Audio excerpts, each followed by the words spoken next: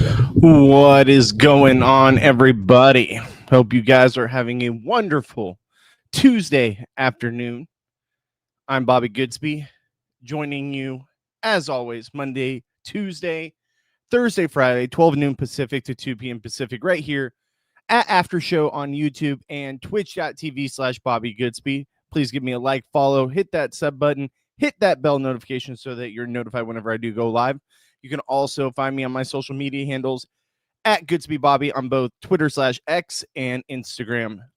Feel free to reach out to me if you have any questions about streams in the future. You guys are the best, and I appreciate you all being here with me today. Let's get to the comments section and see who's here with us today. Juan, hey, beautiful. What's up, beautiful? How you doing? How you doing? Good to see you, my friend. All right. How about them Titans? Knox? First off, you guys got very lucky in that game. A lot of crazy shit happened in that game, but hey, I'm happy for you. Big win for you guys. Happy that you guys are finally in the win column, and you're not in last place. I'm first. Do I get a prize? Always. You always get a prize. The prize is I get to read your comment first. Hey, Bobby, I'm watching Rachel doing interviews on YouTube. Oh, really? She's doing interviews on YouTube right now? Send me the link. Send me the link if you can. I saw Rachel on Sharon. Okay, let me see. LA Cole. Hi, Bobby. I'm finally catching live. What's up, LA Cole? Thank you so much for joining the live. I appreciate you. Hey, and no pressure. You guys don't always, like, if you can't make it to my live stream, I totally get it. I go live at a very inconvenient time for a lot of people, especially since, sorry, I ran into the mic there, especially since it works with my schedule, my kiddo being at school, and I don't work till night. So it works for me, but I know it doesn't work for everyone in the middle of the workday for most normal people, but I'm not normal. But if you guys always have to, you can always listen to the podcast after. We get a lot of people that listen to the podcast. Like, it's funny because sometimes we'll have like 20, 30, 40 people in here. And then later I'll go back and look at the video and I'll have like 1,000 views. So I understand my time is not that I do this podcast doesn't match up with everyone, but I appreciate everyone who does watch it, who does support the channel, who does support me. It means the world to me. Leaving a comment afterwards, I read all of them. You guys are the best. So thank you so much for what you guys do for me and for this channel. Fresh show. I saw Rachel and Sharon Thorpe, so I'll have to check that out. I did not see that. A win is a win. I actually just reached out to Rachel today too, so fingers crossed. Fingers crossed we'll get her on stream, but we'll see. Brent Thompson, what's going on, Brent? How you doing? Personally, winter season would be disappointing, judging how All Stars 2 went. So that's another thing is I wanted to get into it. Thank you for sending me the link, Fresh show. I'm going to check that out too. So the thing is, I looked at it and I was thinking about like, what can I talk about today on stream? Like, as far as like Big Brother, yesterday we did, our Mount Rushmore. We also talked about, the faces of the franchise when it comes to Big Brother, Survivor, what have you. But I also thought about for today, because a lot of people, what's up, Kendra? How you doing, Kendra? Thank you so much for joining. Where are you at? There you are. Oops, sorry.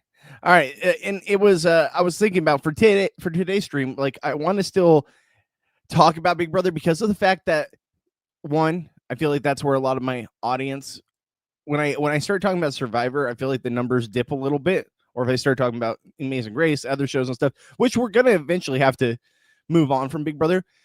But I do think because it has been out there a lot right now, that there are a lot of people talking about a possible all winners season. I do think it was something I wanted to discuss today. Give me 1 second, guys. I'm just checking something. All right, we're good.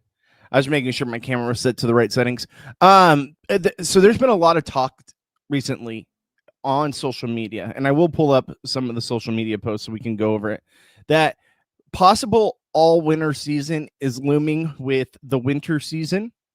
Now, we have nothing to confirm that, but there have been some like cryptic posts on social media. It's just not like nothing. It's all very vague, but it is something that is out there that there's the potential that you could see production feeling like that's something that they could do.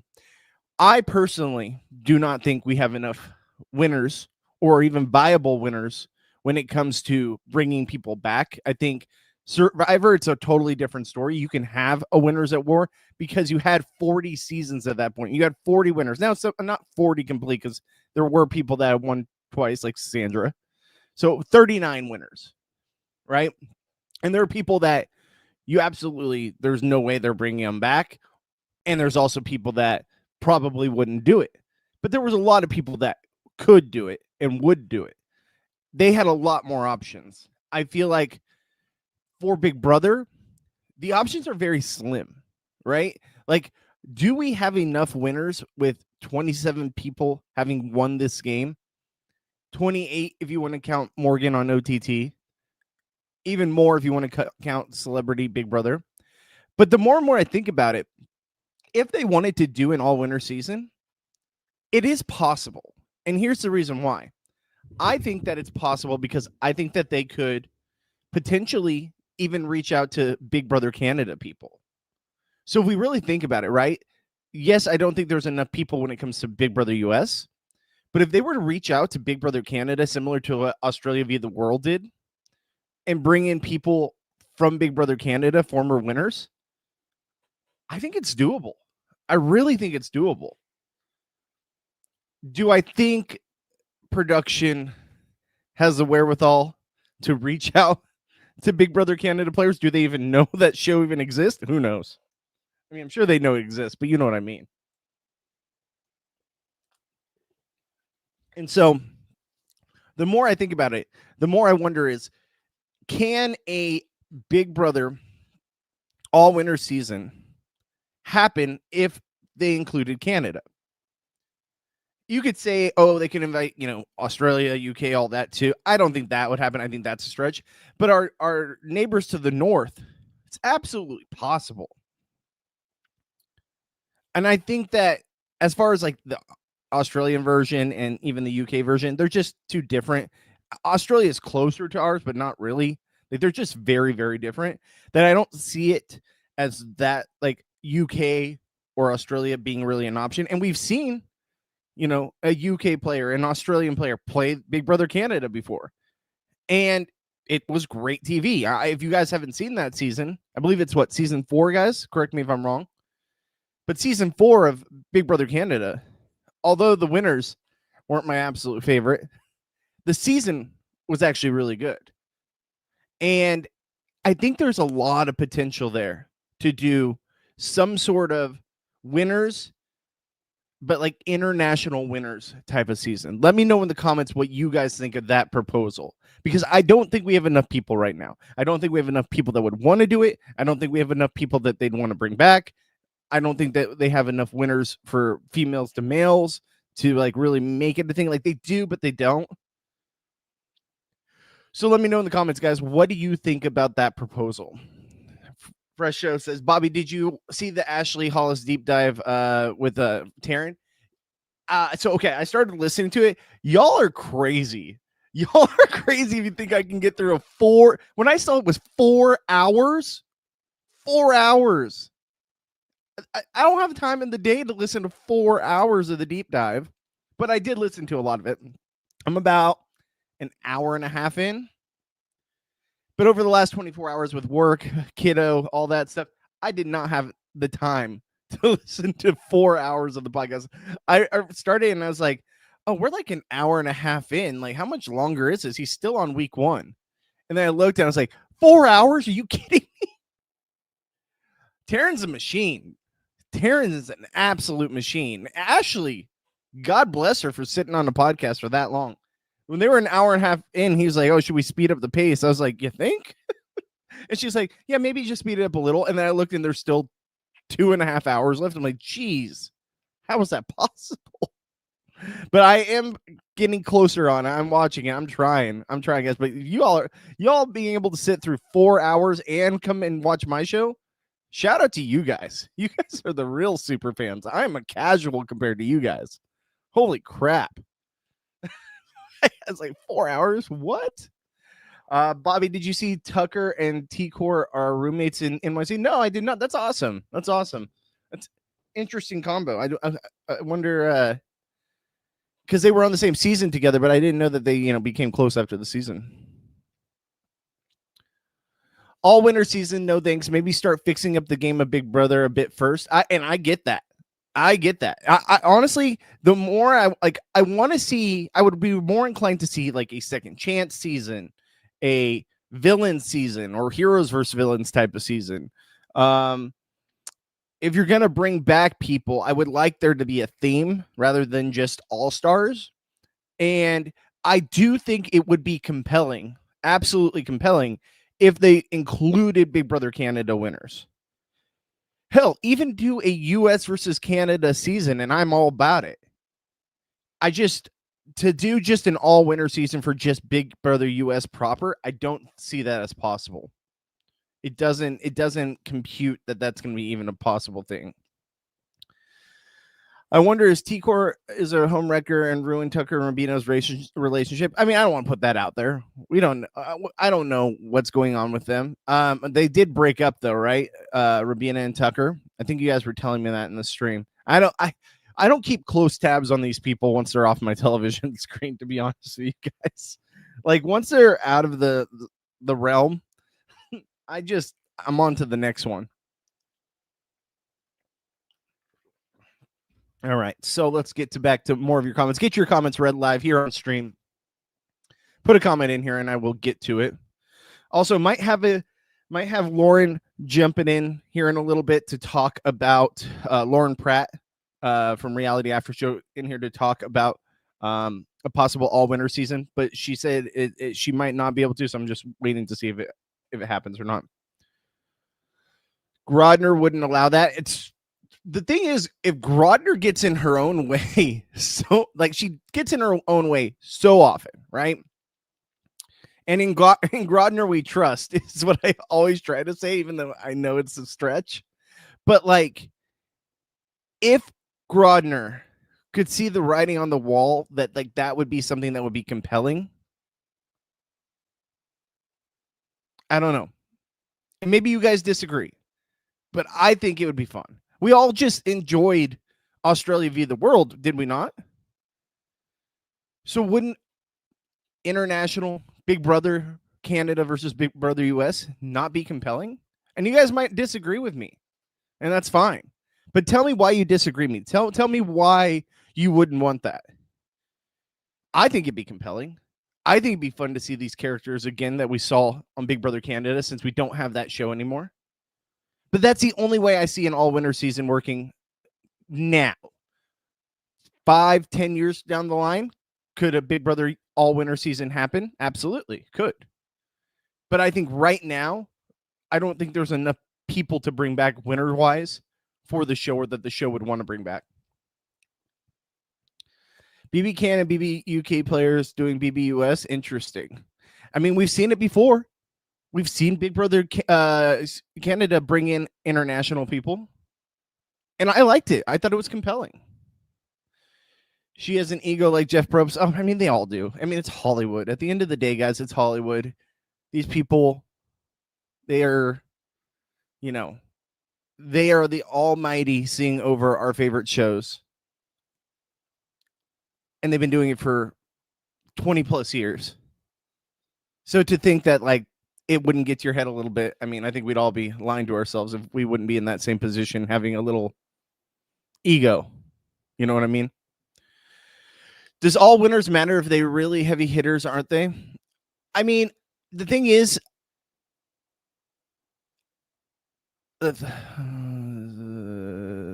okay, sorry, I was reading something. Does all winners matter if they really heavy hitters, aren't there? It does matter in the fact that people will, like, think about the casuals.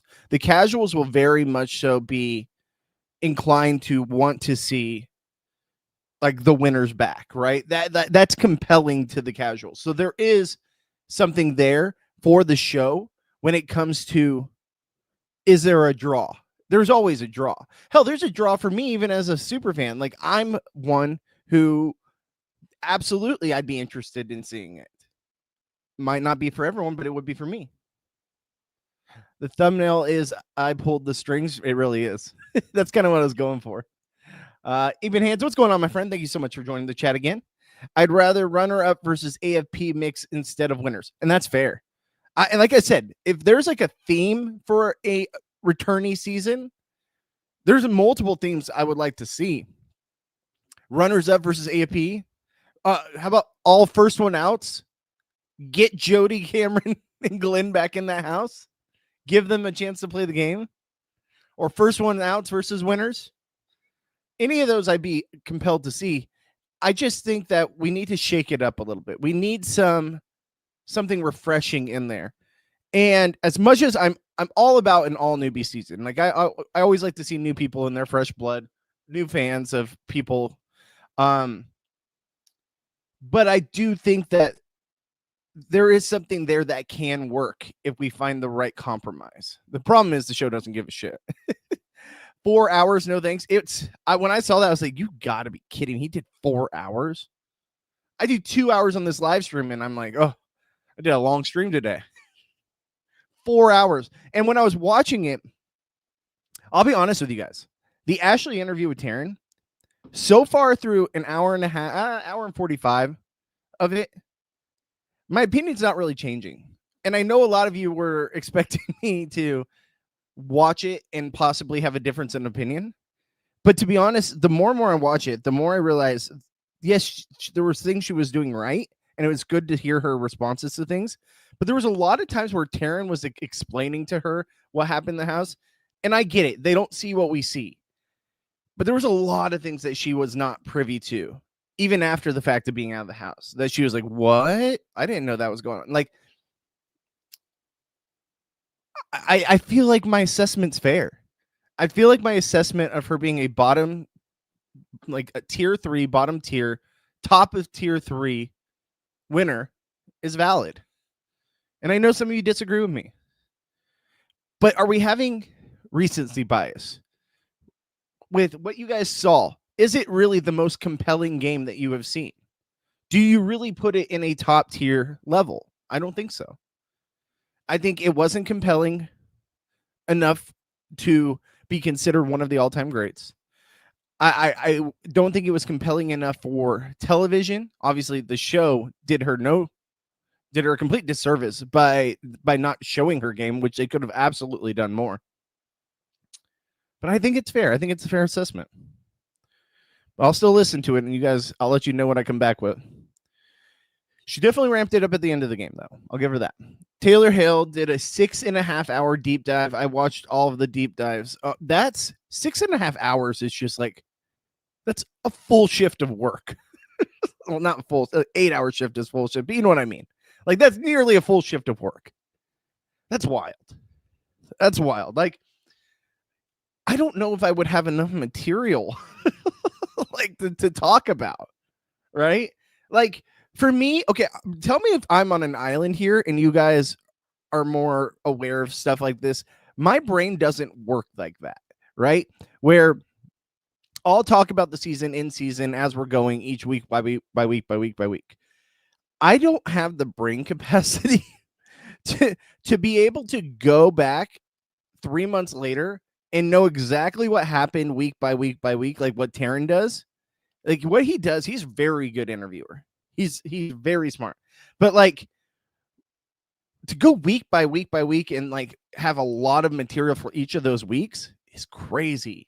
Like, once it's out of my head, because I'm also not the type that takes a lot of notes. Like, I just kind of keep it all up here. Might, talk about stuff in text, but like, I could never just go back and remember, hey, this exact detail this is what was said, blah, blah, blah, blah, blah, blah. And Taryn is very much like that. Like, we have different sides of the brain that we use, apparently, because like, he is definitely in the side that he can, like, he wrote a book. Like, I can never write a book, right? He wrote a book about Big Brother. I would never be able to do that. So like, I give him all the credit in the world.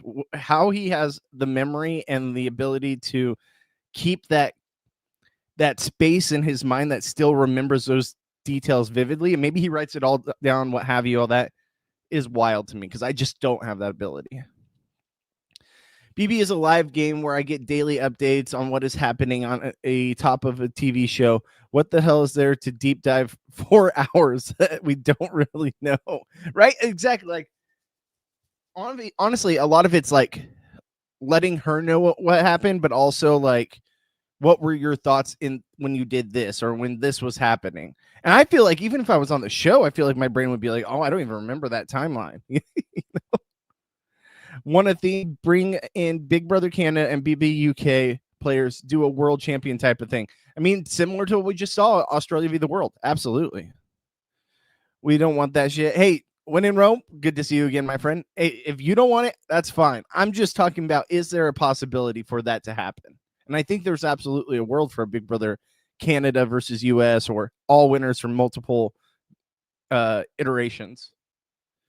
Sherry L, what's going on, Sherry? Thank you so much for joining the chat. Mastermind season, everybody that has been screwed over by twists. I would love that. I would love that. I think people that have been screwed by twists deserve a second chance. I absolutely think I could get on board with that. Australian Survivor has good twists and producers who care. Apples to oranges. You're preaching to the choir, brother. You're preaching to the choir. Like, absolutely, they care more, and they care more about what the fans think too. But does it mean that it's impossible for us to be able to have that happen? I don't think so. I think it's absolutely possible. Helerma, what's going on, Helerma? Good to see you. Knox, it's compelling for the hardcores, Bobby. The casuals probably don't care at all. I think that the casuals would care more than you think. Because I was talking to my mom, and my mom, like I told you guys, is a super casual, right? She's the only one in my family who watches Big Brother. She doesn't watch any of the other shows. She watches Big Brother, though, and she'll watch it, but she's ultimate casual. I think she's not on social media. I think the only thing that she sees when it comes to, like, influencers talking about the show is my podcast here. Like, she doesn't even watch that all the time. This hat is dirty, honey. Give it a wash. It's not even like she watches my stream all the time. She'll tune in every once in a while. So for my mom, I was talking to her and I was asking her about this concept. Like, do you think an all winter season would work? And she's never seen Big Brother Canada. There's no chance I get her to figure out how to watch that. But she was like, oh, it'd be interesting. Do they have enough people? And I was like, well, they have enough people. So do they have enough people that want to come back, or that they would want back? And she's like, that'd be something I'd be interested in. It'd be nice to see, those faces again. So I do think even with the casuals, there is an opportunity there for that to happen. The problem is there's a lot of people that are new fans, like post-COVID fans, right? And a lot of them haven't seen these old seasons. Like, a lot of people, yes, of course, Rachel had a fan base, a big fan base with us all here. But Rachel also wasn't well known for the people that are kind of newbies to Big Brother. So a lot of them didn't get the hype. I have a couple that comes into my work every once a week, and they're an older couple. They're like in their 80s. They're such sweethearts. And they were talking to me last night. They came in last night. And we were talking about Big Brother because I hadn't seen them since the finale. And they were like, yeah, we've seen season 1, and we had seen like a few other seasons, and then we watched this season again, but it had been years. They're like, we weren't a fan of Rachel. We didn't know who Rachel was, and we weren't a fan of her. I was like, see, like there's all kinds of different casuals. So that's the only thing that I think doesn't work in the show's favor, but I don't think it's a huge issue. Healer said, okay, a minute ago it told me I wasn't allowed to comment. Well, your comment's coming through now, so you're doing good. You're on here now. I'd rather see Survivors winners versus Big Brother winners. We talked about that. I would love that. I would love anything like if they did a Big Brother season, Survivor versus Big Brother. Just, it doesn't even have to be winners. I'd be all about it. I mean, we did literally a whole Brant Steele on that exact concept. Winners would be cool, but like I don't think it even has to be winners. Just Survivor versus Big Brother, I'm all about it. The way you make it compelling to casuals is you highlight the Canada and UK winner by doing promo packages like they're in wrestling. Absolutely. Well, we saw that happen on, Australia v. the World, where they definitely highlighted each of the countries, right? They were the world, but then they showed you like who these people were and where they were from. And they really obviously are going to prompt the US winners, and the people from the US. And I think that if you were able to really highlight in a promo package, like, this is Canada, this is US, like, and show the flags and all that, I think it would absolutely be something people would be tuning in for. 4 hours is too long for me to listen to most people. Rachel said she watched this season on 3x speed before talking to Sharon. Oh, wild. I can't wait to check out that interview. Very excited for that. Boy, by most of the house guests are not privy of what is going on in the house. Listen, when in Rome, listen. That's fine. You might disagree with that, but I understand that they're not privy to what's going on in the house. I said that. But I also think that there was a lot that, like, when I'm listening to that even things that involve gameplay, it's no knock to her. It's just that's how it is. That's how the game works. But I just think that the more and more I listen to her, I'm like, she's a good winner. I liked her as a winner. But I think that my placement of her is fair. And I think she did what she had to do to win the game at the end. But I think that it's absolutely valid that I feel like I have a good spot for her in my rankings. And I think there's people that would agree. There's people that are going to disagree. It's fine. I would like to see a season of past contestants and their relatives, like Blood vs. Water. Ooh, that'd be interesting. Well, we kind of got that a little bit right now on The Amazing Race, right? Like, imagine Angela and her daughter on Big Brother. I think that'd be very fun. I think it'd be very fun. But we're getting aspects of that with The Amazing Race. So I feel like we don't necessarily need it to be a Blood vs. Water. They can only be in one room at a time while we see everything, and nobody called her an all-time great. And that's fair. Like I said, I'm not calling her an all-time great. I know no one's calling her an all-time great. And I think that you're allowed to, have your opinion on where you place her, and I'm allowed to where I place her. But there was nothing in the interview that I've heard so far that was like made me feel different about my position on her. And I went in with an open mind. But there's so far through an hour and 45 minutes, and maybe in the last hour and a half, what have you, my opinion will change. But so far from what I've listened to, it's about fair. 6 hours, wow, and an hour or two a day, maybe I could listen to that. I mean, normally I listen to these things in like 20 to 30 minute stints when I'm driving to and from work. When I come home, I'm watching YouTube on other stuff, not podcasts. Like podcasts I can listen to in the car, no problem. But like watching it on YouTube and stuff, it's just not, it's not for me. I don't know why that's just not how it works for me. Taryn is a robot. He can remember specific BB details from specific weeks, years ago. Truly remarkable. It's insane. It's absolutely insane. Taryn probably asked AI to summarize his daily rundowns, and then he used the notes from his deep dives. Oh, I'm sure that's what he did. I'm sure he used the notes from, like, he probably made notes for each of his daily updates, and that's how he's able to compile it all. But like, he also has like an amazing brain just for like remembering details from weeks way long ago when it comes to Big Brother. How about a reality podcaster season? Would you go in the house up against Taryn? Absolutely. That will never happen. There's no way the show would be care enough for that. But would I be about it? Absolutely. I would do it in a second. I mean, we had that with, Sequester. But in all reality, like, it was a smaller version. But we did have a smaller version for sure. But yeah, I mean, if they did a Big Brother reality TV podcasters, would you guys watch it? Like, realistically, would that be something you guys would be like? I feel like a lot of people wouldn't even know who the hell they are, right? Like any of us, like the casuals, majority of people would have no idea who these people are. It'd be basically like an all newbie season. It's only the exact, like, the finite niche of people that we have here on my stream, and Rob has a podcast, Sharon's, all those people. And not to compare to myself to them, I'm just saying, like, we're all in the same universe. It's such a niche. It's such a niche. One, reality TV is already a niche, And then podcasting about reality TV is an even bigger niche. Absolutely bigger niche. So yeah, I don't think that would ever even possibly happen. It would be fun though if like someone set something up to make that a thing, right? Like if it was like a, I don't know, 3-day Big Brother game that someone recorded. Like, you know how they had Sequester, like the show on YouTube? If they did something like that with reality TV podcasters, I think that'd be a lot of fun. I think there could be a lot of potential there.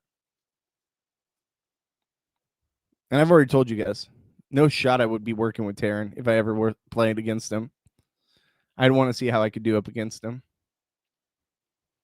Never say never, but I absolutely think I would love to see how it would work out playing against him.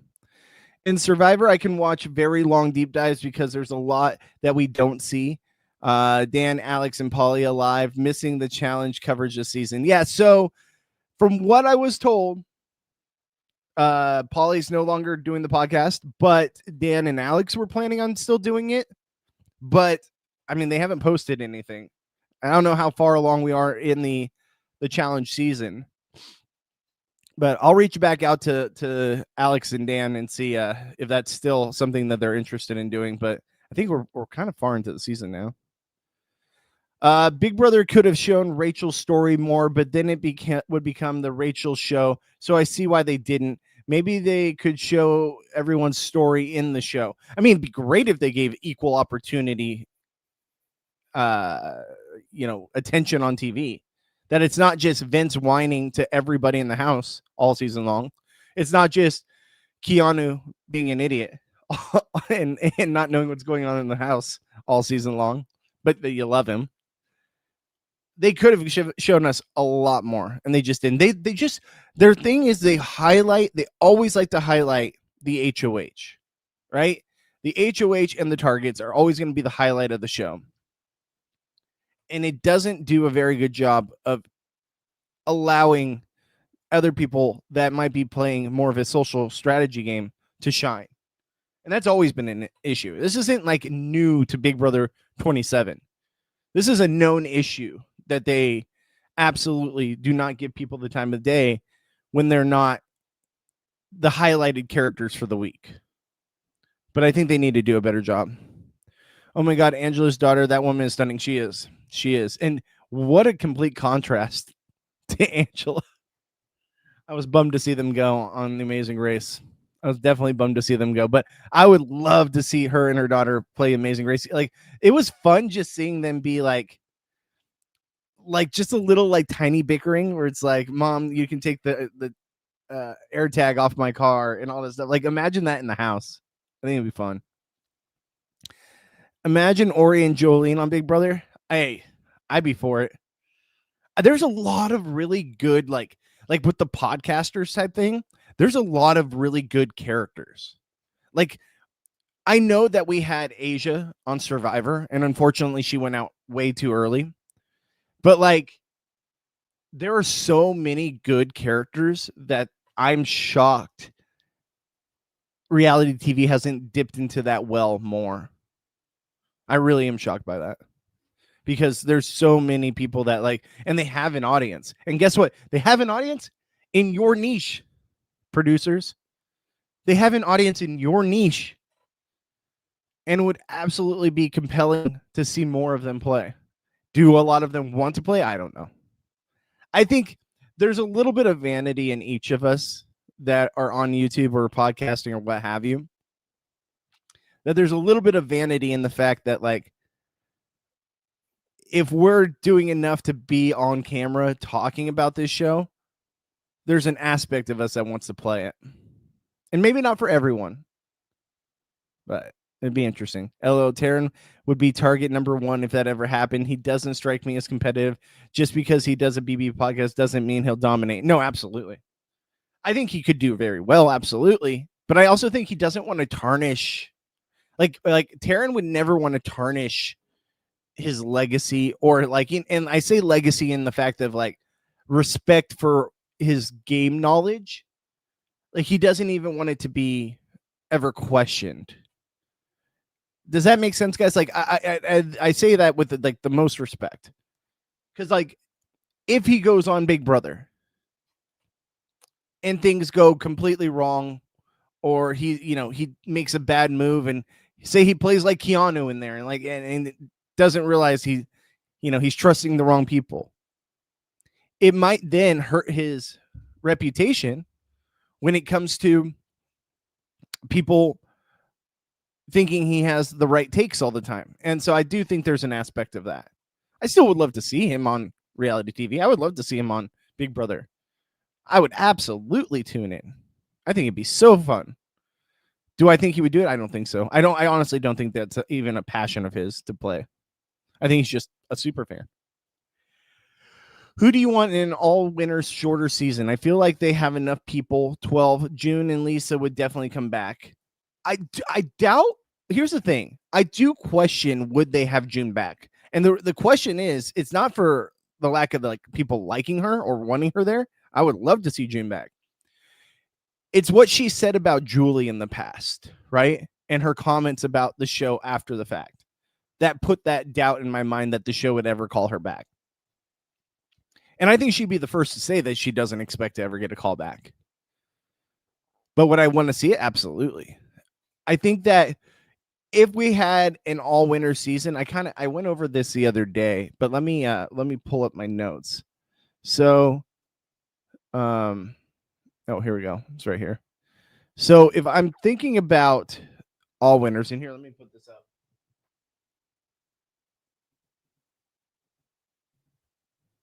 So if I'm thinking about an all-winner season, right? And there we go. I'm sorry, I know this isn't big enough. Let me see here. Let's see if I can make it bigger.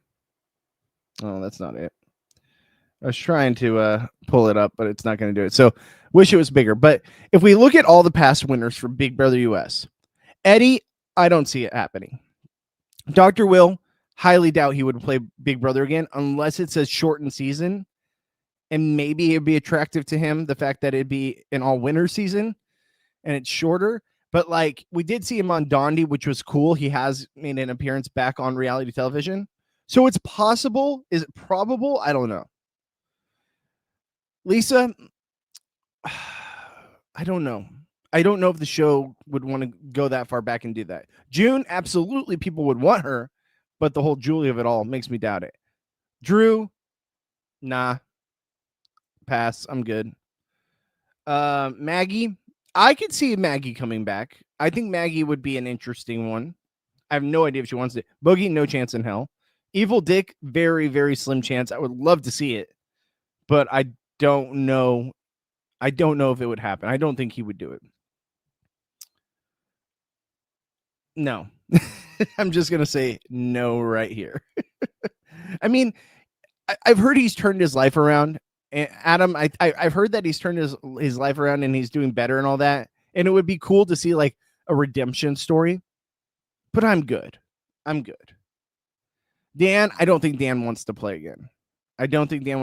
The only thing is, we did see him on Traders, and it intrigued him enough to want to play.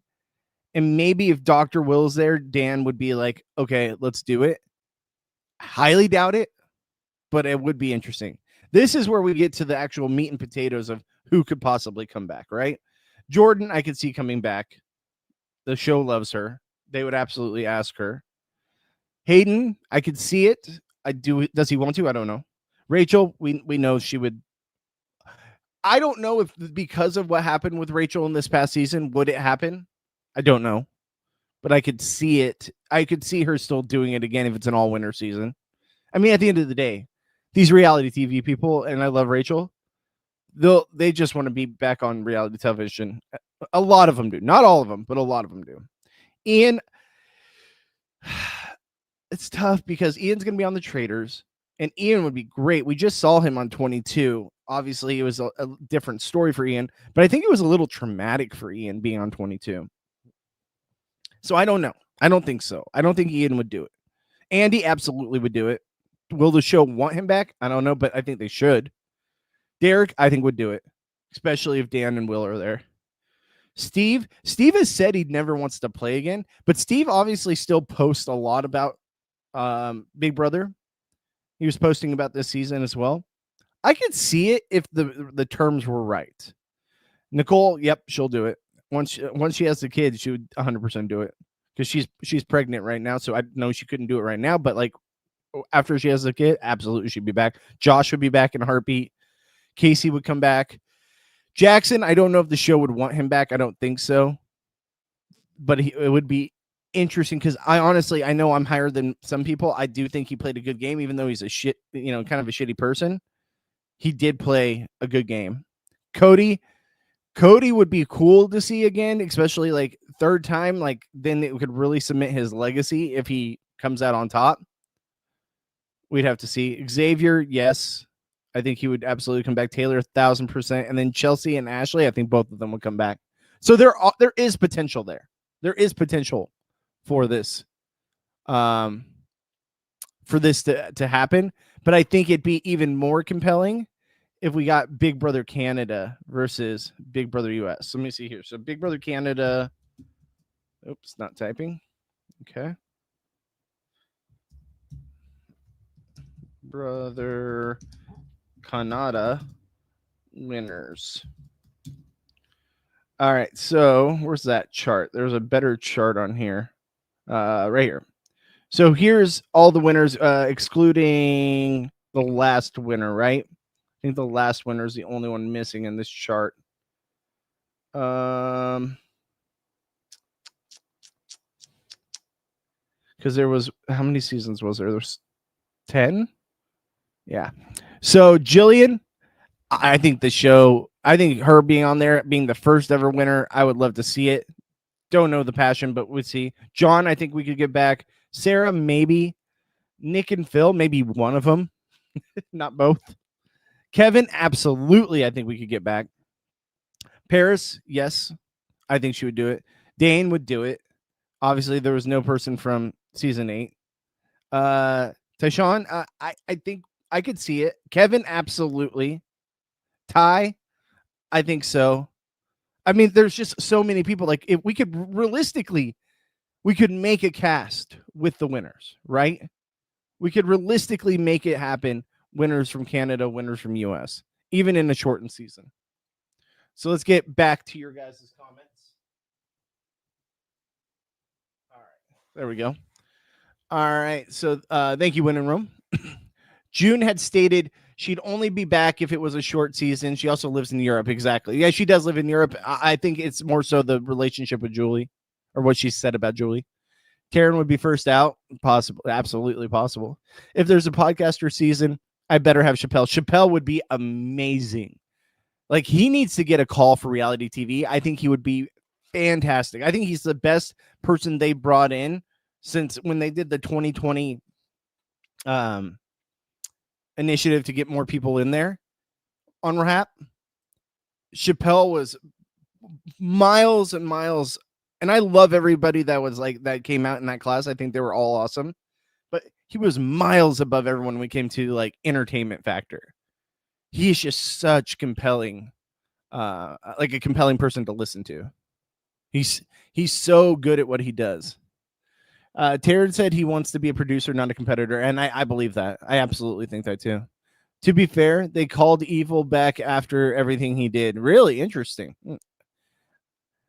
Let's be real, Bobby. Taryn would never align with you in the BB house because you are the man.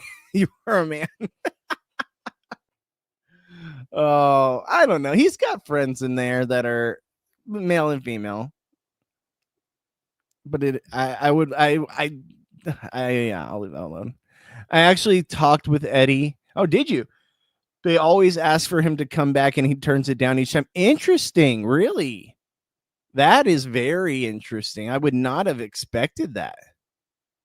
They've wanted him back multiple times. Well, I mean, he is the first winner. Even though it was a different show, he is the first winner. Maggie not coming. It's highly unlikely, but like I would like to see it.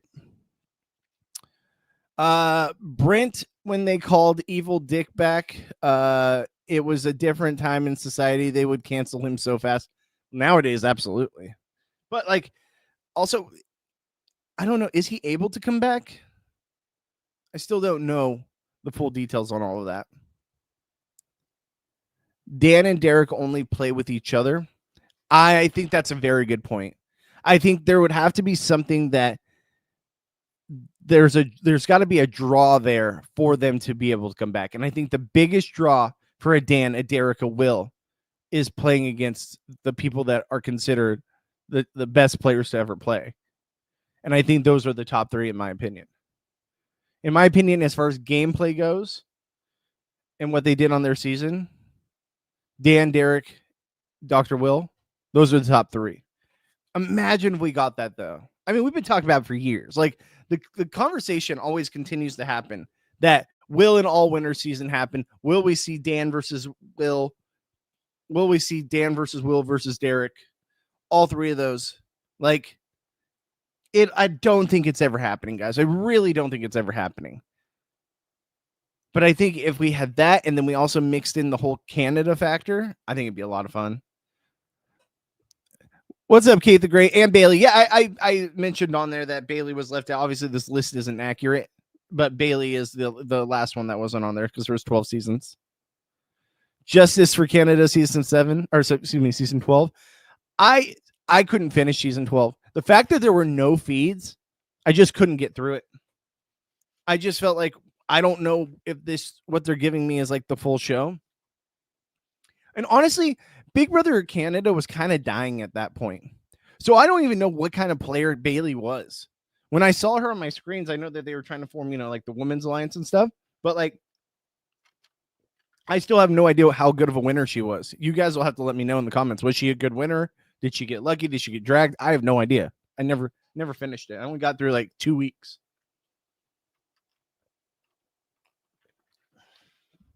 My soda is completely watered down at this point.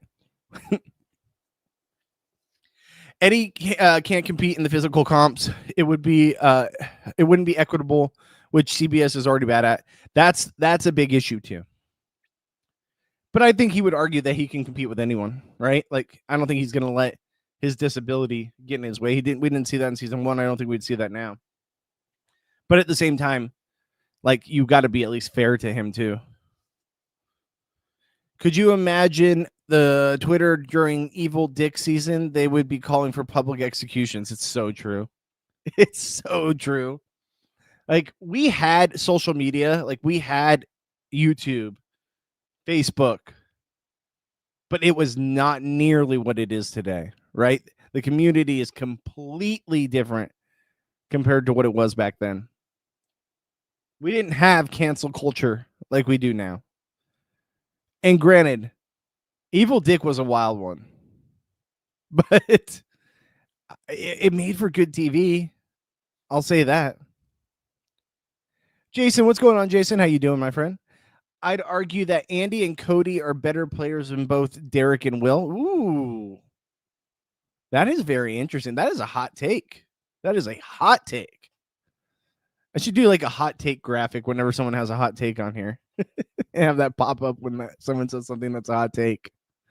I could see your arguments. I could absolutely see your arguments. I think that as far as like Derek, I think Derek and Cody's games, you can't really discount one or the other because they were aligned the entire game. I do think Derek did more, and we saw that as to why he won. Andy playing the rat floater game was definitely something that was intentional, and he played an amazing game. One of the best games of all time. But for me, I put Will, Dan, and Derek just in their own category. But Cody's up there. For me, like Cody, if he were to come back and play again and win again, like you have to put him even above those guys, right? He'd be the first 2-time winner. And then also, he's just played amazing every time he's played. People don't give Cody enough credit, in my opinion. Like, if you're going to speak of Derek highly, you got to speak of Cody highly. Kevin Jacobs from Big Brother Canada 10 is also on Traders Canada, so I would hope he could come and play U.S. Big Brother since Canada was canceled. I'm excited to see him on the Traders Canada. I think that's going to be a lot of fun. I think that was a great casting choice by them. I loved him on his season. Like, how wild of a turnaround. did he have from where he was week 1 to where he ended up. And he was a great winner. Great winner. What, in my opinion, I think him, I would probably put, and all respect to Bailey, I did not watch her season, so I can't tell you 100%. But in my opinion, I would put Kevin, Dane, and Kevin, and Dane. So both Kevins and Dane as like the top 3 winners from Big Brother Canada. But let me know if Bailey played a convincing game, because I have no idea. But in my opinion, the top 3 winners of all time are probably both the Kevins and then Dane's third on that list. And Dane was helped out a lot by the fact that he had a strong alliance. I don't think he was the strongest one from that alliance, but he positioned himself in the best position. But both Kevins are like by far, in my opinion, the 2 top players from BB Can. Dan, Derek, and Dr. Will could have did Big Brother Unlocked, and Dan has an ego. Was that a thing? Did they want Dan, Derek, and Dr. Will all to do BB Unlocked, and he said no? I hadn't heard that, if that's the thing. Bailey is a good player, at least from what we saw from the digital dailies and postseason interviews. She had Victoria and Anthony wanting her in their final 4. Yeah, maybe I'll have to go back. Was Big Brother Canada 12, was it a good season, or was it just kind of whatever? Like, was it a good season? Is it worth going and watching? Because I would be interested on doing a watch of it if it's compelling enough. Cody helped Derek a lot in Big Brother 16, though, as far as social and physical, and Cody could have won that season if he cut Derek. I mean, he basically pulled a Woo and Tony situation, right? He basically pulled a Woo against Tony. But I would say he played a much, much better game than Woo, right? Like, Tony deserved it over Woo, no problem, no doubt about it. But I think that you can kind of see the similarities there to Cody and Derek. While Cody played a much better game and played very similar to Derek, he should have cut Derek in the final 2 and taken Victoria. And we can all agree on that.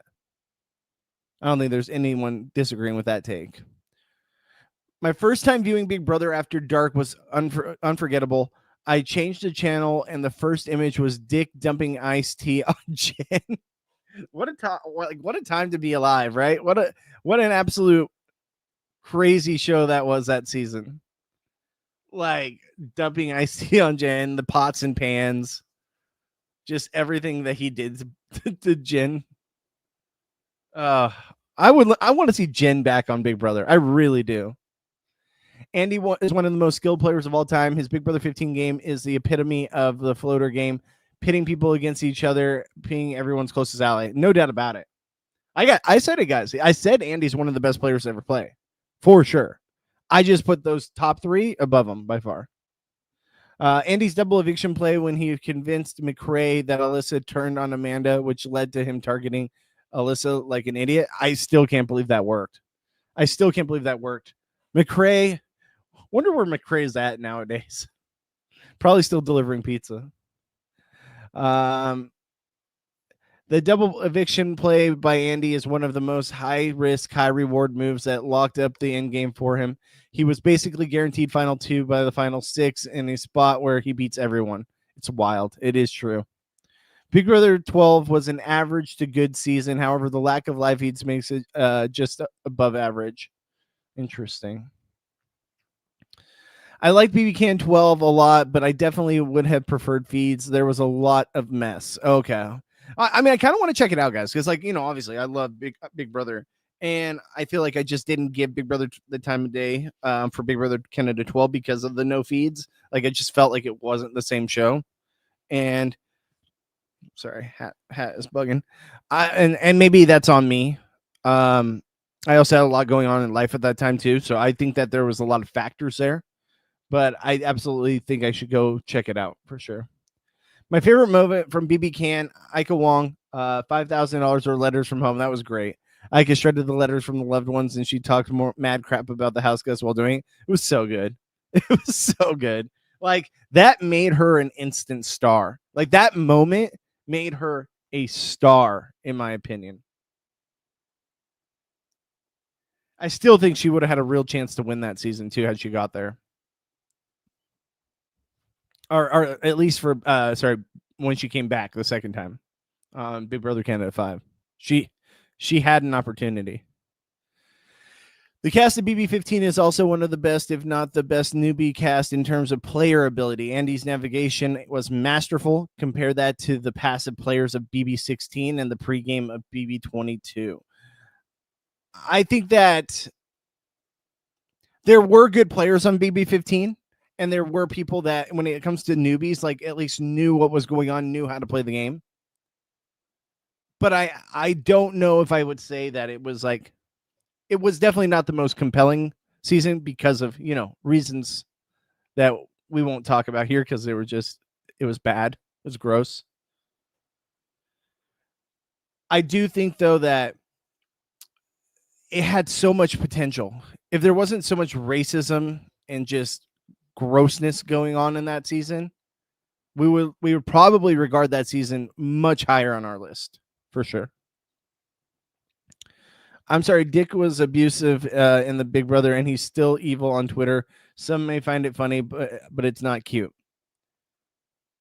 I liked him on Big Brother when I was watching him, and I think that's just evil Dick, right? Like, you guys at the same time, like, that's just who he is. I don't think that like he's going to change on the outside world. I think what we saw on Big Brother 8, that was him. And at the time, like, when I was watching, it was my first ever season watching it. I was glued to my TV because I couldn't believe this guy was like doing all these things and people still awarded him the game. And yeah, nowadays, I think 100%, I think he would lose in that situation too. I think he loses to Danielle in that situation if that season was nowadays. All right, so let's see here. Is Ika Wong the face of Big Brother Can? Ooh, that is a great question. I think so. I think Ika Wong. I think you could put Kevin from Big Brother Canada 5 and Big Brother Canada 2. He was on 2, right? Yeah, I think so. I think you put both of them in that argument. I think, man, that's tough. I think you got to go with Ika. Plus, she was like on ET, all that stuff. Like, she met her husband on the show. Like, I would say that she's probably the face. But I think in a close second is probably Kevin from BB Can 5. Kevin Martin. It's an interesting one. What would you guys say? Who do you guys think is the face of Big Brother Canada? That's another thing too. Is like, it doesn't have to be winners. Big Brother Canada winners versus Big Brother US winners. If we were doing an all winners season, I would be here for it if they just did Big Brother Canada versus Big Brother US in general. It doesn't only have to be winners, because I would want to see someone like Ika on that season. Hell, I'd even want to see Dimitri back. There's a lot of people I would love to see back. My top 10 players of all time in order are Dan, Andy, Cody, Tyler, Derek, Will, Nicole, Hayden, Chelsea, Danny Reyes.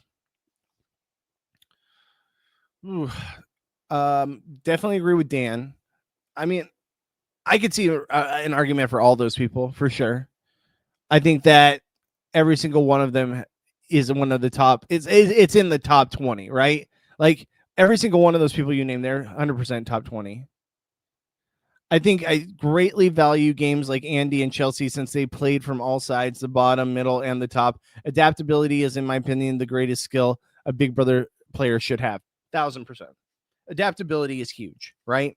And not even just adaptability, but like social strategy. Man, this hat, I'm just taking it off. It's bugging me. So not even just that, the social strategy of it all, being in good with everybody while also being able to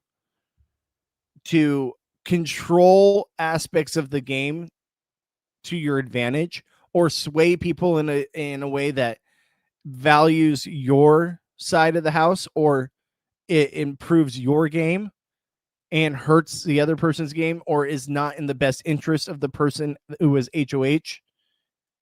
It's always fun to watch that kind of game. I think that game resonates really well with me. That's why I put Andy high as well. But that's also why I think I put like Dan at the top, because like, Dan, look at where Dan was when it came to, his funeral.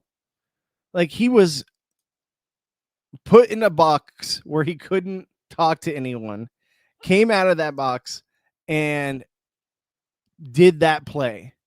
And that play literally got him from he's going to get backdoored and go home to now he's completely safe, and the person that he needs out is now out of the game. It's wild. It's wild. So those type of games where you're able to manipulate or persuade the people in power to do something in your best interest, 1,000%, those are the best game players in my opinion. Dominance over a cast is circumstantial. Thus, games like Derek and Paul in 19 are impressive, but do they work with competent players? I think they can work in all kinds of realms. I think that the way Derek, I don't think comparing Derek to Paul is completely accurate. I do see comparisons. I don't think it's completely accurate though, because Derek was just kind of like the cool guy. Everyone just liked being around Derek. Paul really was like vying for your friendship, right? Like, he literally created a thing about friendship. And like, that was his thing. So when that's your moniker and then you're stabbing people in the back, but you're preaching friendship, it doesn't look good. While Derek would be good with you socially and have you like him, and you just were like liked being around him and you never wanted to go after him, he also was able to use that to his benefit, because then when he did take people out, he was able to at least make them feel good about where they stood with Derek when he was getting them out of the house. So I think it's a little bit apples and oranges, but I see the comparison that you're trying to make for sure. Big Brother 10 was crazy. They fought literally every day. Shout out to Jerry. Jerry was a man. Screw you people. Jerry was a man for like, a 70-year-old man. Like, what was he, 75 or something like that? I don't know. I could be off. But like, for being in his 70s, let's say, that man was great TV. And he actually played hard too. Like, he played to the best of his ability. But it was wild. Like, seeing this crazy guy on the screen, like, just not giving two Fs. Like, would they ever cast someone like Jerry's age nowadays? Honestly, guys, I'm honestly asking, do we think we would ever get someone in their late 60s, late 60s, early 70s ever again on reality television? And when was the last time we saw it? Like, I don't know. What was Mama Fee, like late 50s? I don't know. I don't think we'll ever get that again. But sometimes I feel like those could be very fun characters. Ika is definitely the face of BB Can. She has more of that X factor. A lot of people don't care much for Kevin Martin. Anthony Victoria is probably another face of the franchise. Yeah, but I think Anthony, with the super fans for sure. Victoria, I don't know if I'd put in that same category. I do think Kevin Martin still has a lot of people that watch him. He's also still like on our screens with the whole poker thing and all that. But I think that I don't think you're wrong. I think Ika is the face. They really, and she is just great TV. Jerry the Marine, keep it real. Oh. Jerry was Jerry. And that I liked watching Jerry, because Jerry just did not give two Fs. Holy shit, Jason. I'm another BB15 truther. Nice to meet another. The BB15 game was so active and all of the players were hungry for the win. It has a horrible undertone of bigotry, but they were gamers. They absolutely were. Imagine if we would have got that season with no bigotry. It would be an all-timer. It was still a good season, and there were still a lot of people playing hard, unlike what we saw in Big Brother 27. But the bigotry just, it outshined everything. It was too in our faces.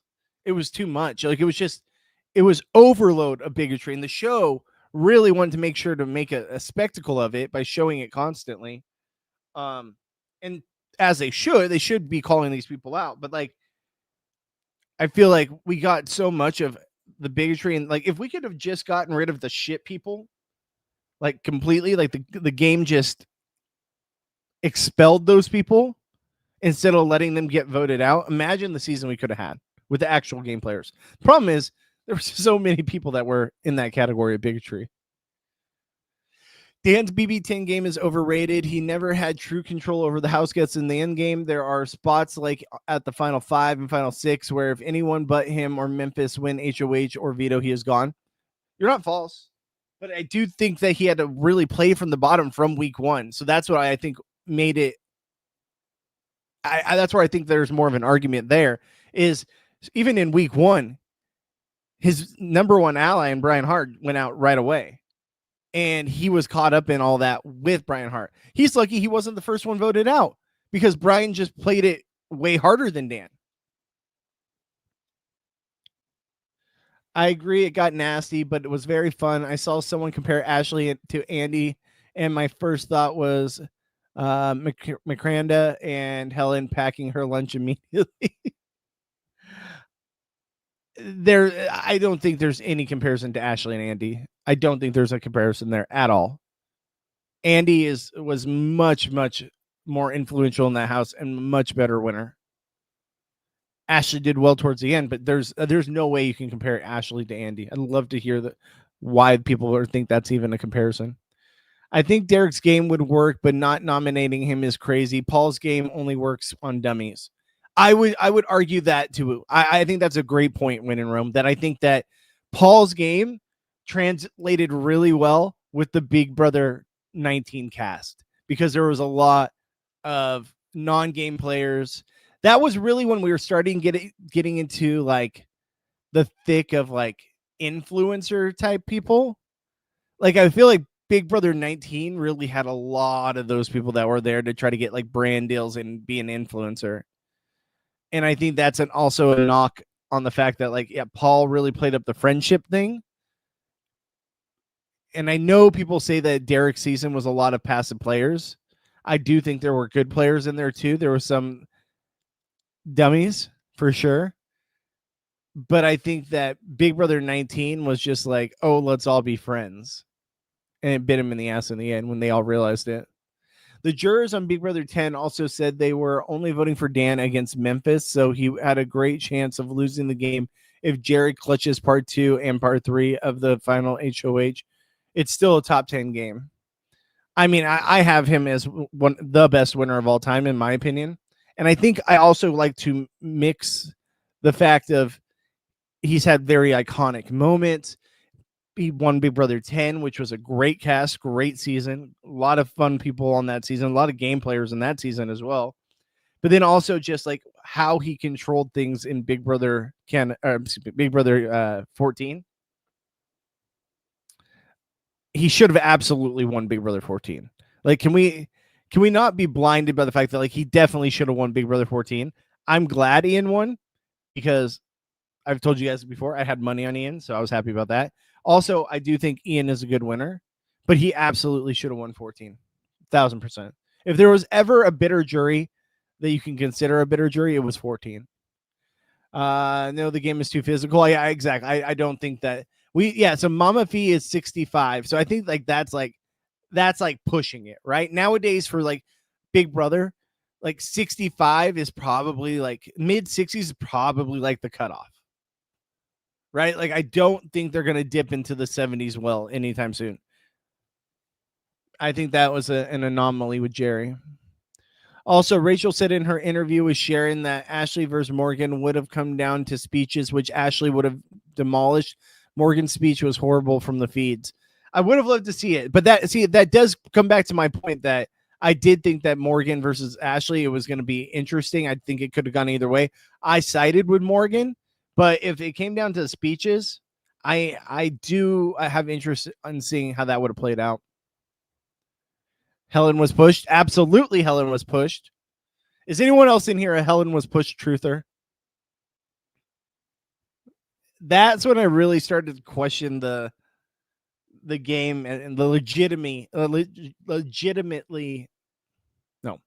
Let's try that again. Legitimacy of the game was when Helen was pushed. And you can't convince me otherwise. Helen was not pushed. 1,000% was the thing.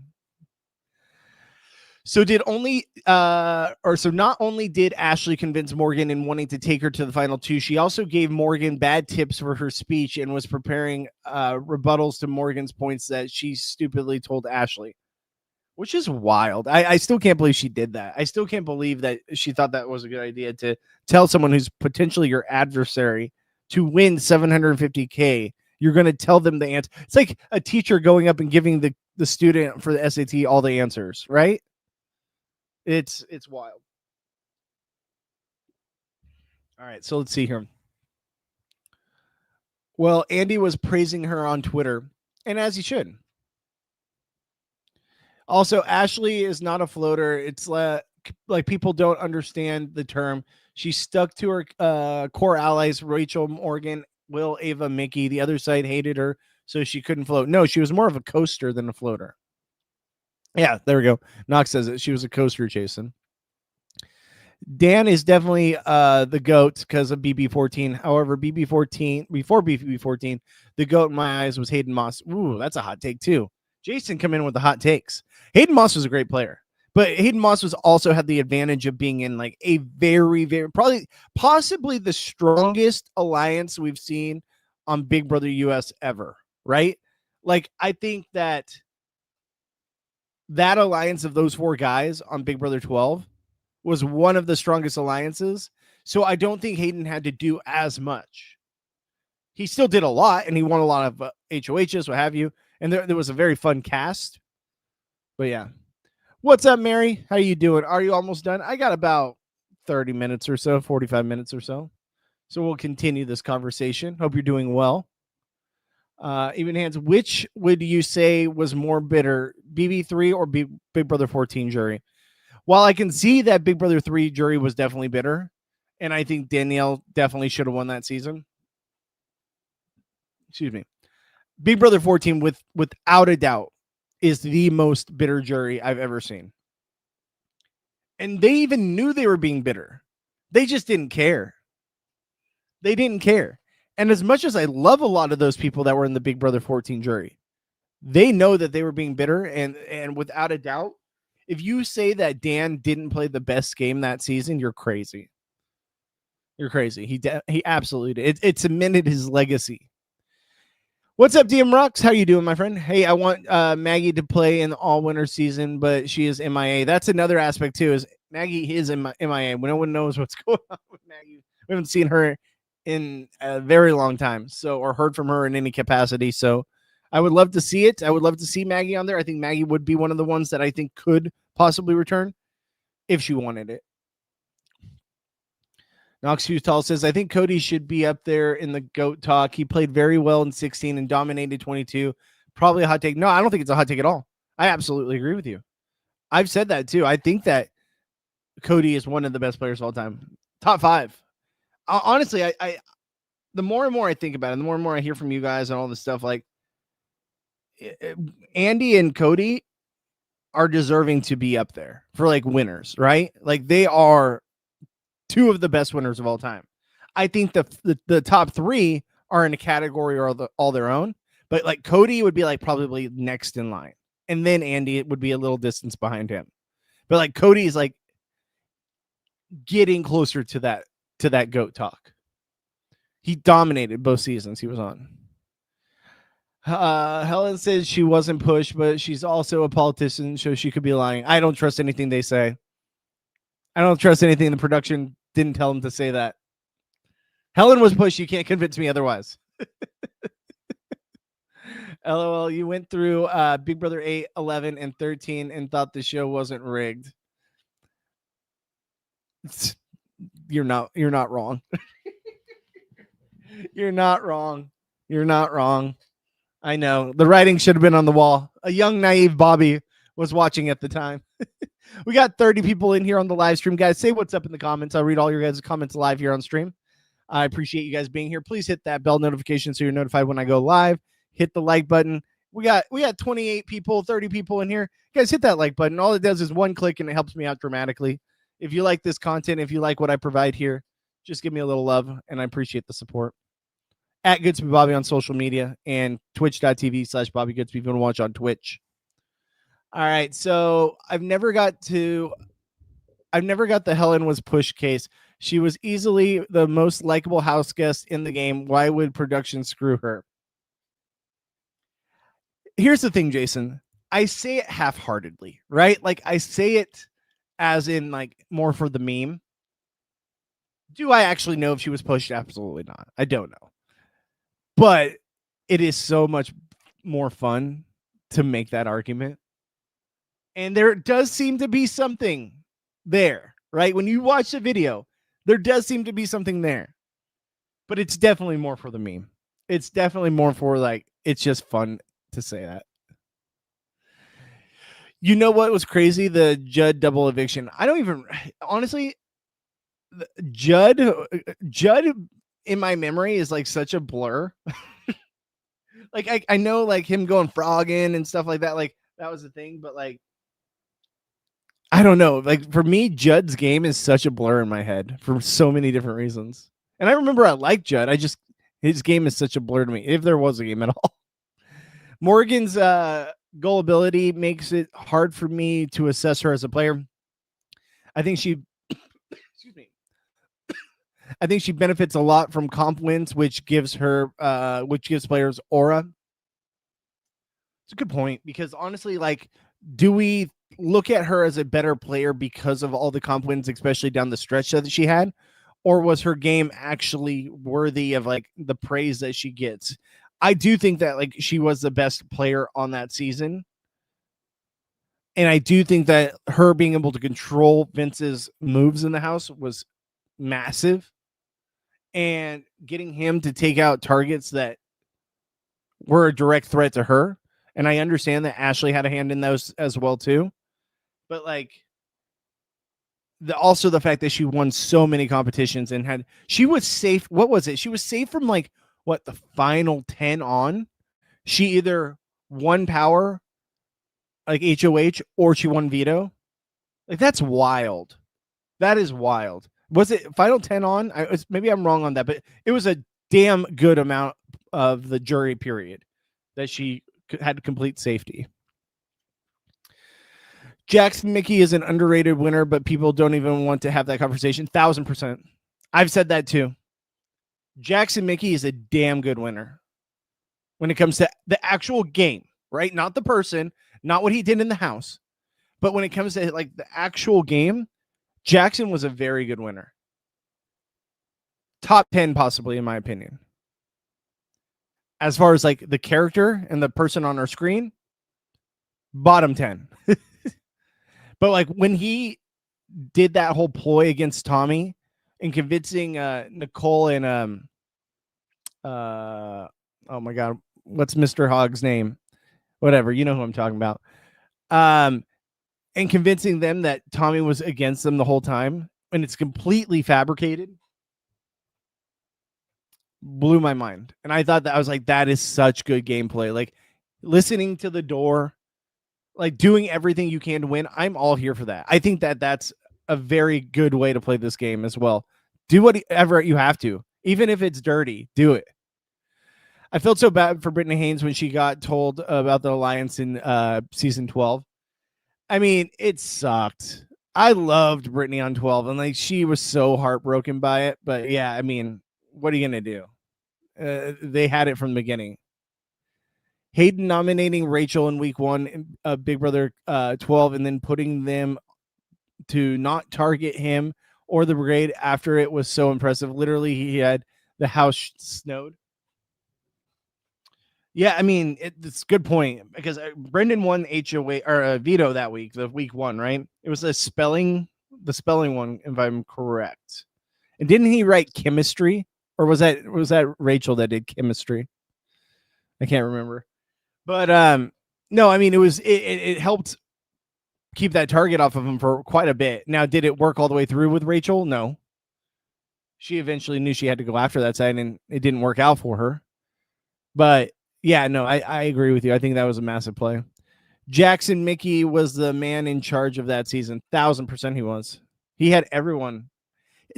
Did Jackson not play very similarly? I'm not saying it's the same, but similarly to Cody in 22.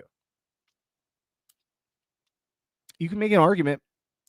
There's a lot of similarities in Cody's game to Jackson's game when it comes to how they played the game, not as people, how they played the game. Jackson had a dominant win. Respect. Was the jury bitter or didn't fully understand the game? I think people underestimate players not truly understanding how this game works. If you're talking about 14, I think they knew how the game worked. I think they were just pissed off at Dan because of the moves he made. Like, I think that one, Ian was very likable, and two, and they knew he was a super fan and all that stuff. And I do think there was an aspect of that, but I do think that like people were just pissed off at Dan. And I think it was because they're bitter. I really do. Holy cow. I got some comments to catch up on. All right. So let's see here. I also think that a player can be better than their original game they played. For example, I think Will's winning game is bottom tier. However, him as a player because of BB7 is top tier. And that's another great point. I mean, you can have those two categories, right? Like you can have the category of this is someone who's a top tier player. This is a top tier season. And this is a top tier winning game, right? Like how you play on your season doesn't necessarily mean that's going to translate from season to season. I mean, we've seen that happen with Dan on traders. I thought when Dan went in there and was picked to be a trader, I was like, oh, this is going to be great. He's going to show why he's one of the best in the world at this kind of gameplay. And he got smoked out quick and got taken out right away. So it doesn't necessarily always translate in any given season. There's a lot of luck that has to come involved too, right? There's also a lot of luck to these games, just like on Survivor. There's skill, but there's also a lot of luck. So you got to add in those two factors as well. Cody, stop. He would never. Cody is up there as one of the best winners. You know he is one of the best winners. He played an absolutely steamrolling game. I'd love to see Vanessa play again. You and me both. I've said this. I am one of the biggest Vanessa fans. I think Vanessa, arguably, and I know some people would say Daniel Reyes, and there might be convictions for other people as well. In my opinion, Vanessa's the best player to never win. She is. She played the best game on Big Brother 17 by a mile. And I'm happy Steve won because Steve took the shot he needed to win the game. Big Brother 17 also, that cast was very underrated as well. But I think there was like the elite people from that cast that like I would want to see play a different show, what have you. Like these are the top people I like from the season. And then there was everybody else. So like it was a fun game, but there was like the cream of the crop were here, and then there was everybody else. But Vanessa, 1,000%, if they could ever get her back, the fans would be so happy. The super fans would be eating it up. Kude, Jeff made me a BB truther. Interesting. That's a hot take too. Tatsuya, thank you so much for joining the chat again. I didn't get to say that earlier. Appreciate you being back here, my friend. Also appreciate your comment on yesterday's video. You are awesome. Thank you guys all for being here. I'll hit the like button when you praise Mother Ashley's game. Ashley's the greatest player of all time. I'm doing things for the likes. Respect, win in Rome. Respect. That's a good one. That got me. Danielle's BB3 loss hurt so bad because she literally was creating the strategy that players use in modern day. I think that she was playing a game that was ahead of her time. 100%. Her and Jason too. Jason was right there with her in a lot of those moves. She was a little more cutthroat than Jason, but yeah, I don't disagree. Absolutely, like helped create the strategy for the game going forward. Mickey sort of reminds me of Amanda Zuckerman. She just had her downfall much quicker. Yeah, and Mickey's downfall was like, I feel like a lot harder, right? Like I feel like her downfall was just like here to here in a matter of seconds. And Amanda, like it was like a slow decline, right? But then like when people finally were onto her, they're like, okay, we gotta get rid of her. Y'all praise men for comp wins all the time, but you want to question Morgan.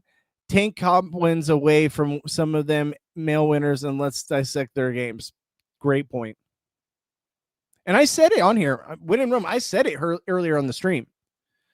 I think that her winning those comps was massive. I think she played a great game when it comes to the strategy, when it came to who her target should be, and using and molding Vince in a way to get those actions to go through, because she can manipulate his power in the house and his influence in each week that he was in charge or he was in power. And the fact that she had safety that long into the game because she just was a comp beast, absolutely, I give her all the credit in the world. I never said anything different. Bobby, since the Minnesota Vikings are in the bye week, do you still watch football Sunday or do you do something else? Usually on the bye week, I'll still watch Red Zone. I still have fantasy football. I still have DraftKings. I still have a lot of implications there. I am a degenerate gambler when it comes to football. Lost a lot of money on yesterday's game. I don't want the wife to hear, but I lost a lot of money. Damn Chiefs. Also, last night, if Trevor Lawrence doesn't trip there at the end and hands the ball off to Travis Etienne to run in for the game-winning touchdown, I win a lot of money. Thanks a lot. How did he get back up? I'm so mad. But yeah, no, I mean, sometimes I'll go do other things on the bye week. Sometimes it's like, oh, I can schedule this to do something else. But generally, I just sit there and watch Red Zone regardless. Still have other implications.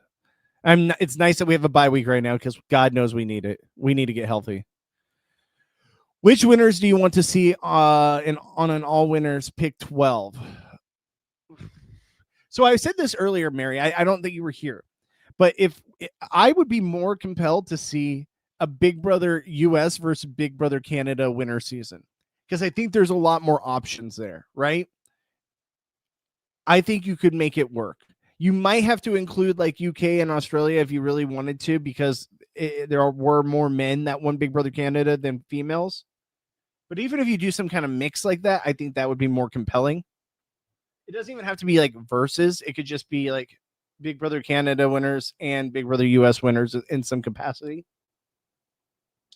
If I had to pick only US winners, right? I mean, you're telling me to pick 12? So 6 and 6, right? So let's see here. Let me go back to this.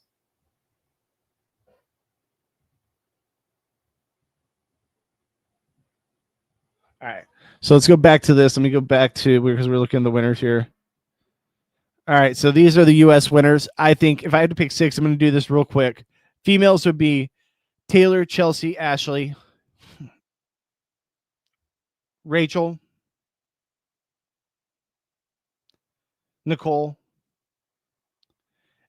honestly, Casey. Like, you can make an argument for Jordan, but I just don't think any of these 3 up here are coming back. I don't. I think it's been too long, and I don't know if, I don't think the show would want them back. I think you could either say, Ashley, Chelsea, Taylor, Nicole, Rachel, if she would do it, and Casey. I don't even know. If Rachel doesn't do it, sure, throw in Jordan. The other 6 for the men, who I would want: Dr. Will, Dan, Derek, Cody, Andy.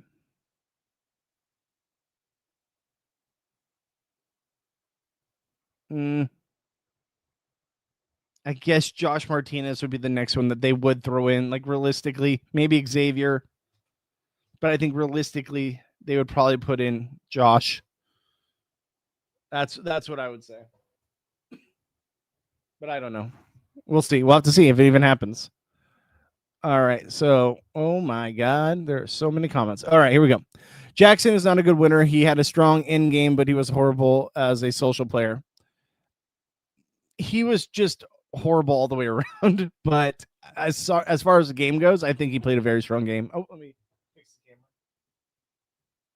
There we go. Because it's going to be a shorter season. Yeah, Cliff, thank you. The Hogfather. I couldn't think of his name for a second. Cliff and Nicole were so effing dumb. Yeah, like they killed me. I had so much faith in them as players, especially Nicole. I had so much faith in them. I wanted the Hogfather to win so bad. So bad. And it just didn't pan out. Just if they would have chose Tommy, how much different would that season have ended? Morgan's comp wins don't make her a better player in my eyes. I don't view Frank Udy as a good player because he was a comp beast. Her control only extended to Vince. Everyone was targeting her. Dan was clowning them at 14. Sorry, I'm not voting for you. You do what Dan did to all of them. He was clowning them. That is a very good point. And he was like doing it where to us, I feel like it was entertainment television, but I think it pissed people off. Rome, imagine saying someone's game was bad and only had a good end game and then praising Ashley's game.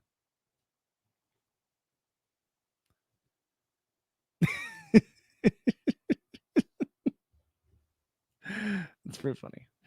Jackson's game is also entirely too reliant to comp wins. He and Morgan are similar where they have a partner who keeps them safe while being targeted by Christy, Tommy, Kat, and Nicole. Very good point. Very good point. Very similar.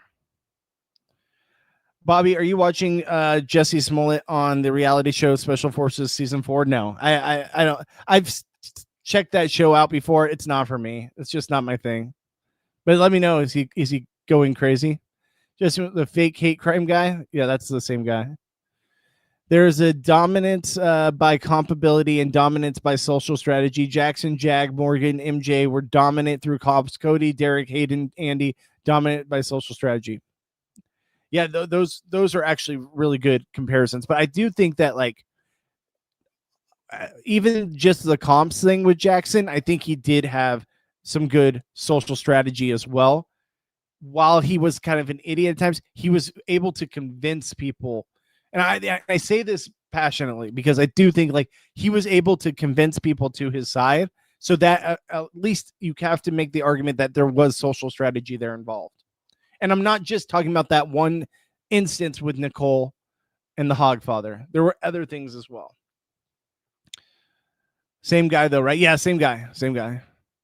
Didn't Vanessa say she would never do it again? That was tough for her friends. I mean, I'd say never. Especially, I think that the fans would love to see Vanessa play again. If it was a shorter season, that's the only way I could see us getting her back. But I would love it. They need to get her back. Newsflash: comp wins are a significant part of the game, the Big Brother game, whether you like it or not. It's true. They are. And they really allow you to get power. And then it also just, not even just that, it's like when you have power in the game, people look at you as one of the people being the movers and shakers in the house. And how do you get power in the game? By winning competitions. It's absolutely a massive part of the Big Brother game. Vanessa Rousseau was really good and even better when she took her Ritalin. The best to never win is between Tyler and Danielle Reyes. Vanessa needs a second game to cement herself. Vanessa and Eric are the best to never win for one-time players. My argument, though, is Tyler in his second season was such a shell of himself. He was like so obsessed about getting back to his girlfriend who eventually left him. Like it was just not the same game. Like it was not the same Tyler. His head was not in the game, and it sucks. It sucked because I 1,000% after season 20, I would have made that argument myself. But I do think the best to never win is Vanessa. I can understand the argument for Danielle Reyes. Hell, even Eric Stein, even he was like probably most screwed best player of all time. Vanessa, in my opinion, by far, not even close, the best player to never win. Agreed. I can't watch Vanessa for 80 plus days. No, ma'am. I think in a shortened season, maybe though. I think the best female player is between Nicole F, Chelsea, Danny R. Nicole has the edge due to resume, but her Big Brother 16 game was a nothing burger, and BB22 was a Cody puppet. I still take Danny R. I think, I don't know. Best female player of all time. That's tough. It's tough. I think Chelsea's up there. I really do think Chelsea's up there. Daniel Reyes, I could see that argument too, though. Nicole, I don't know if I could put her there. I don't view comp wins as a player being good or even competent. I hate all the comp beasts equally, lol. We all love a comp win, but they need to be equitable throughout the season, and your game can't solely depend on comp wins. That's all. It's fair. It's a good point.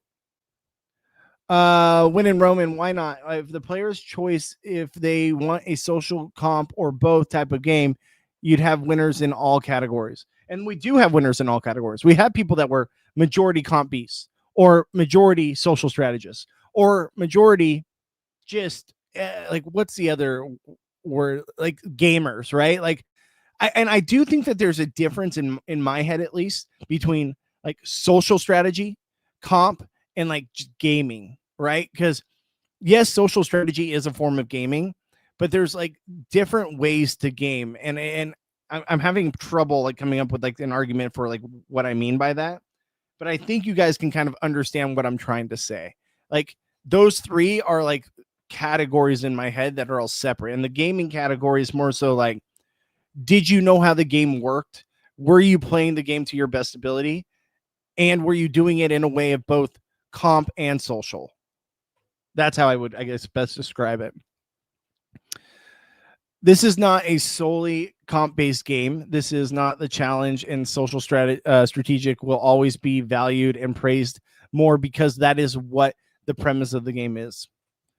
I think that it's in my brain, it's more social strategy than comp wins, but comp wins are absolutely important to you having a place in the game that makes you seen by others as a person of power. But it could also backfire. You win too much, like oh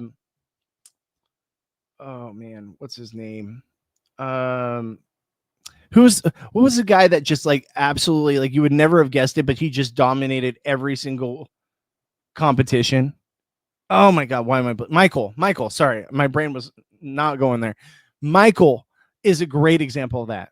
He won competition after competition after competition, but he didn't have the social strategy game down locked that he needed to be able to really take control of that game. I liked him a lot. I thought he was really good at the game, but it was more so because he was just an absolute comp beast. The problem with Michael is he won comps when he didn't need to win comps, and then it just put an even bigger target on his back, right? So he had a huge target on his back because he constantly won, and the social strategy wasn't completely there. So there's aspects of that for sure. Why can't your gameplay be dominant? The physical aspect of the game, I agree, you have to have a little more. But if the challenges don't matter or didn't matter, we would have them. We wouldn't have them. Oh my gosh, I completely botched how I read that. I agree. You have to have a little more. But if the challenges didn't matter, we wouldn't have them. Exactly. And that's why I argue that my point of challenges are important for sure. God, please don't let them bring back Nicole for the 100th time. I've had enough. Same. I don't need to see Nicole again. But I'm saying if they're going to bring back an all-winter season, you know Nicole's going to be on that cast. 1,000%. Jordan is so lackluster. We don't want to see her, and most of the women who would be back are people we just saw in the new era. And that's why I think it's really hard for this to happen. That's why I think it's really hard for this all-winter season to happen unless you kind of mix it in with like BB Can or something else happens. I think we need at least 5 to 10 more years before it's even palatable to have an all-winter season. If you're talking just US. Jag, Josh, and Xavier, are locks for an all-winter season. I don't know. The show would probably want Jag more than I think Jag should be there. I never said it was solely a competition game. It's all around, and it's up to the house guests to see what they want to win. There's multiple ways to play the game for sure. Cliff ruined Nicole's game. I can't stand him. When in Rome, I love how like fueled you are on these things at times. It's great. I can't stand him. I think we just assess strong game differently. I think if you're a huge target and are gone without comp wins, that isn't a strong game. I think you have to have both. I really do. And I think that you can like turn it on the end like Ashley did when it comes to comp wins. But I do think you need to have some kind of power in the house or have made some kind of move that really broke ground in the game to have a reason why you should win, unless you have just the most insane social strategy game of all time. Ashley didn't only have a good in-game poo catch up. She had a very strong in-game. While she did have aspects of a good game throughout, she had the biggest Yas Queen moment was the end of game where she took out Morgan, the biggest threat. I'm saying that was the biggest part of her winning game. Jackson save Holly. If Cliff had voted Holly, Jackson, Tommy, and Cliff would have taken Nicole to final two, and she would have won. Cliff SF his game and Nicole games. Yeah, he definitely did. Jackson's only good play was at the final 5 vote with Holly and Tommy. That's impressive. However, if he doesn't have immunity by him or Holly from the final 11, he is evicted. But that's a good. He had the target on his back and he still won out because of him and Holly. Comp wins are basically carnival games. Just because someone can hang onto a wall or answer a true or false question doesn't mean that they're good at BB or even competent. No, but it's not even the fact of like what they're winning or the competition that they won. It's the fact that they have power. The power is the thing that is the most important, right? It's not about what the actual competition is or how they won it. It's about, did you have power in the game? Did you move the game along in a certain direction that benefited you or your alliance or what have you? And then how were you able to rectify your relationships with the people that maybe you came after while in that power position? And if you're able to rectify it, then that's where the social strategy comes in, right? So the competitions are important for gaining power. And then it's on you to have the social strategy to be able to salvage relationships when you're the one who's in power making the moves. What were you watching all season then, Rome? Because I didn't see or hear anything about Ashley except she had no chance until literally the finale. Okay, I'm catching up now. Comp wins are a funnel of power to keep the show and game dynamic. As the HOH, you can only direct the flow of power. However, you don't get to make the choice of who goes home. You can narrow it down, though. And that's exactly what I'm saying. It's like you can narrow it down so that whoever the targets are, and it's getting a little bit more difficult to do now that there's 3 nominees by the end of the week, and then down to 2 on eviction night. But I think that you get to direct where you want that power that you have gained and which direction do you want the shot to be taken. A lot of people fuck it up. A lot of people make mistakes and do things to hurt their game because they nominate the wrong person or they get blindsided by the vote going a different way.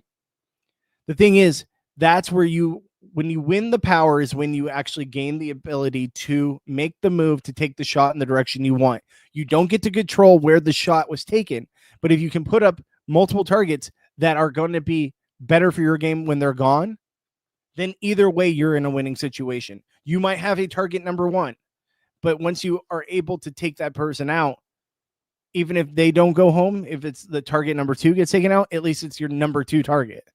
People fuck it up when they try to put a friend up there and use that as like a scapegoat to not get people pissed off at you.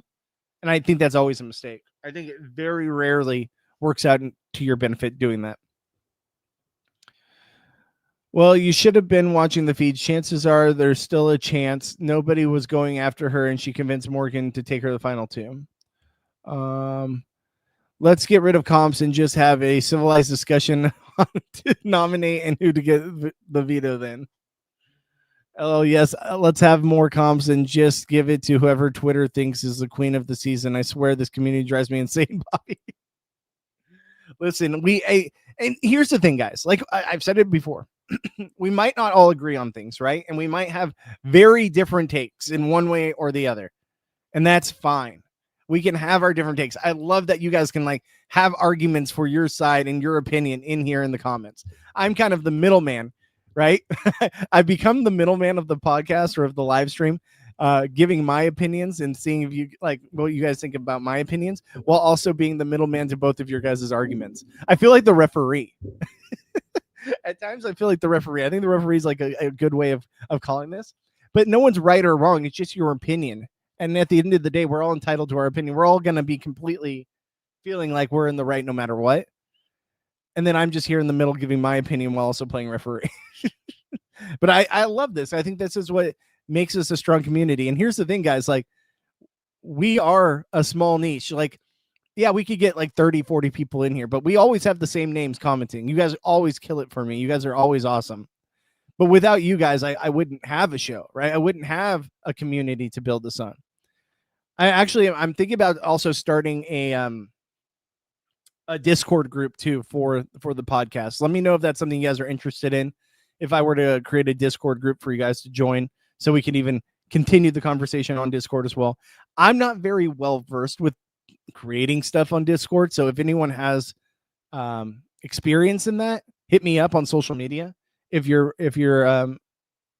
Discord inclined, because I do think that it is a great way to build a community, is having a Discord. I'm just not savvy enough with that kind of stuff. Like that stuff is always like I'm in Discord and I'm in groups and stuff, running it and getting that set up. Some of it's over my head. So if you guys are knowledgeable in that stuff and would like to help me mod it or set it up with me, it'd be amazing. I think it'd be a lot of fun. Maybe toxic, but who knows? Oh my God, the whining about competition when no one ever said comps don't count or shouldn't exist. I'm not explaining the game to people who want to argue and think in black and white. Win too many comps, you're a target. Strategize too much, you're a target. Exactly. It's the truth.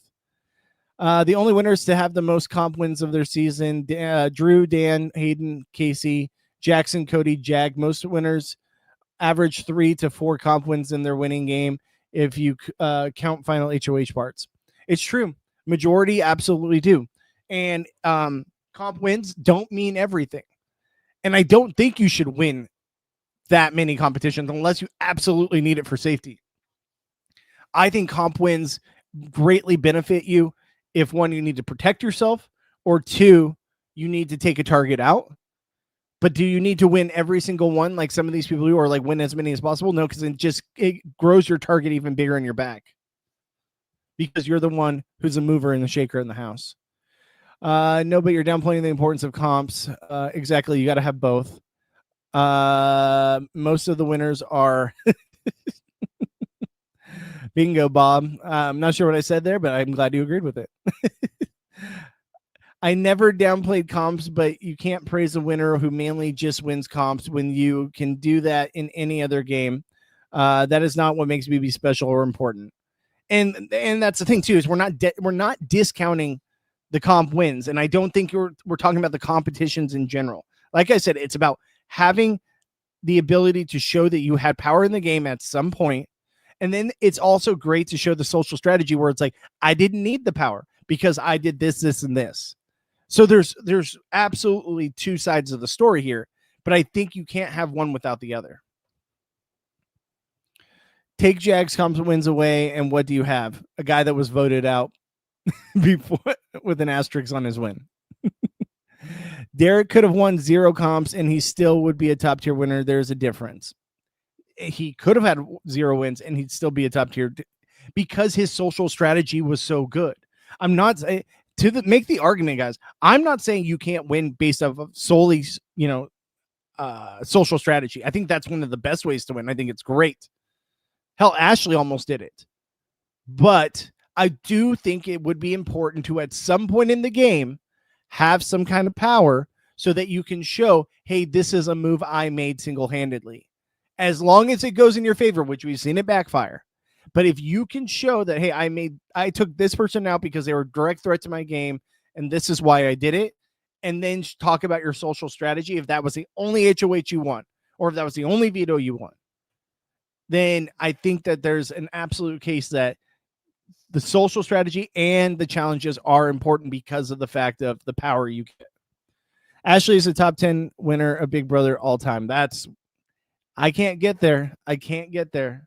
I just can't. I just can't. I really can't. But it's okay. We can disagree.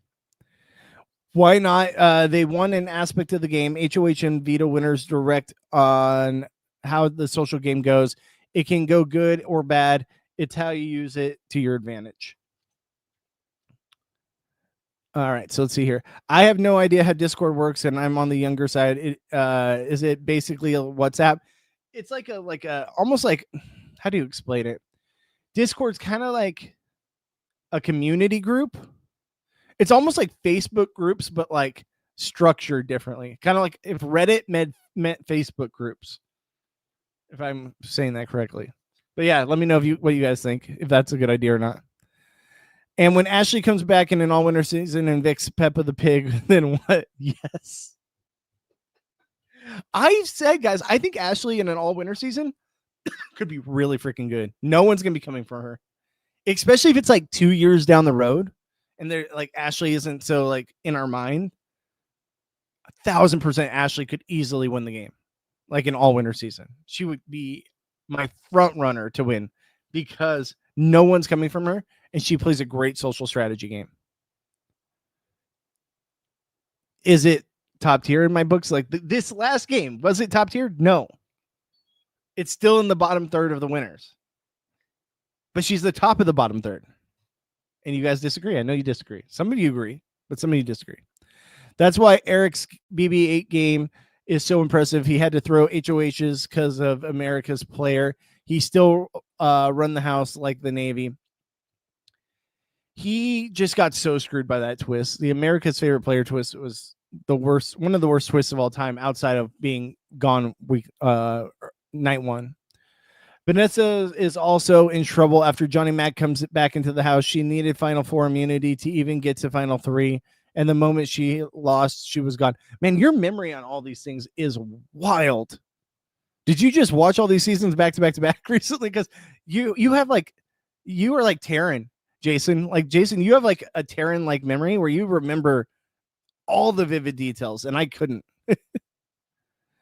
I view players' ability to survive the Final Four and Final Six round without immunity while still having win equity as impressive. I do too. I think Final Six and Final Four, in my opinion, Final Four for sure. But Final Four is probably like if you can survive Final Four based off of your social strategy or socializing with people, I think that's the most impressive thing, especially if you have your back against the wall. I don't fully blame that on Vanessa, though, because once you're a big threat, it's almost impossible to get that target off your back or off of you. Any good player would evict Vanessa if she doesn't win out, 1,000%. Johnny Mac was the best in the diary room. He's one of my all-time favorites. I mean, just as a character, Johnny Mac was so good, and I really wish they would bring him back in some capacity. I would be all here for it. Johnny Mac was awesome. There's a difference from Ashley's game from someone like Will. He was constantly targeted and didn't have a veto comp to save them.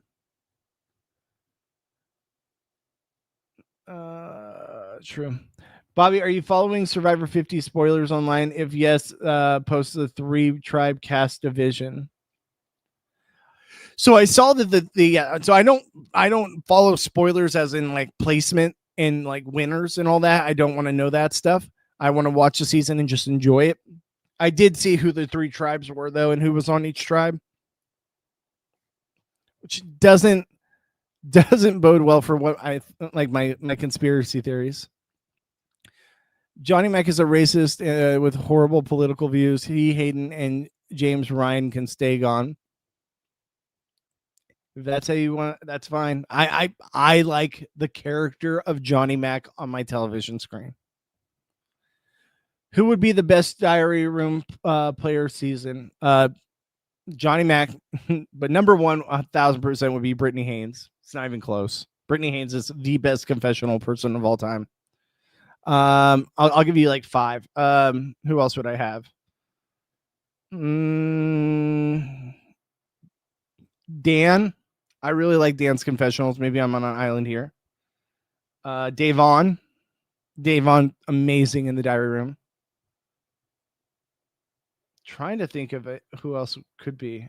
I guess you could put Danielle Reyes. I'll give you those 5.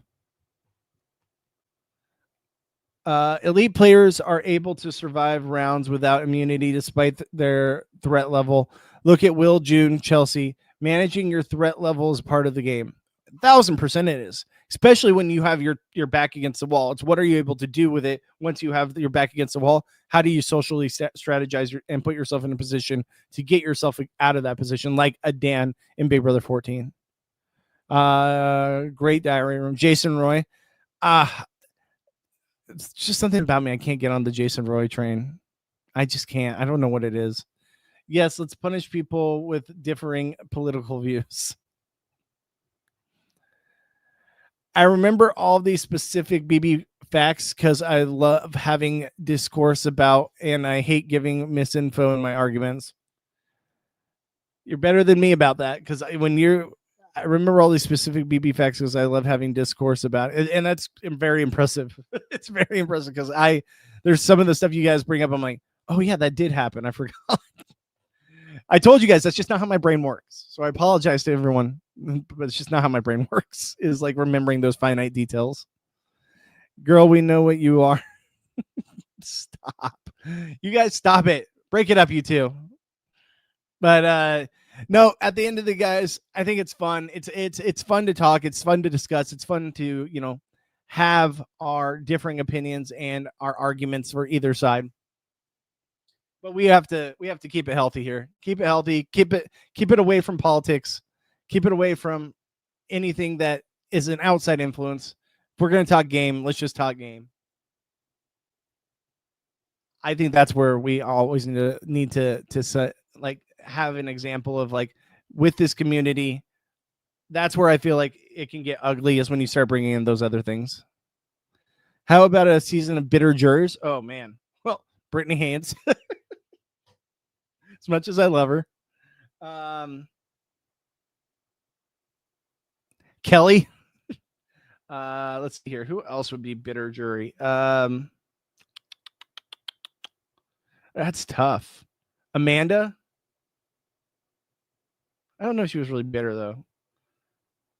I don't know if she was bitter. Man, it's tough. I'd have to actually sit down and think about that one. That one's a lot tougher for me than your last question. Also, thoughts on BB2 Will's winning game. I think it's overrated as hell. Well, it was just a big different game back then, right? Like, there was no veto. And then he was playing the game he was mind fucking people, right? He was mind fucking people in the way that he was like, I hate you all. You should get rid of me. And they just never did it. So he was able to corrupt people's opinions because he knew that they wouldn't take the shot. They would try to take the shot elsewhere, and that's what worked for him.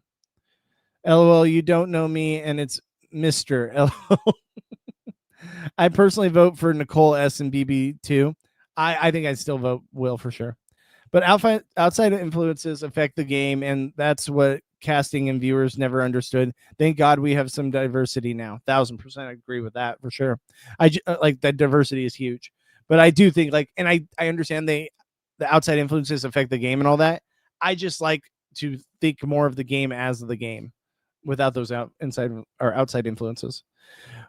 Wouldn't want to know you if you played. We know you would form an all-white alliance full of men and comp peace. Another reason why Vanessa isn't the best to never win is because by the final 6, the only people who keep her safe are Liz, Austin, Johnny, Steve. All are targeting her.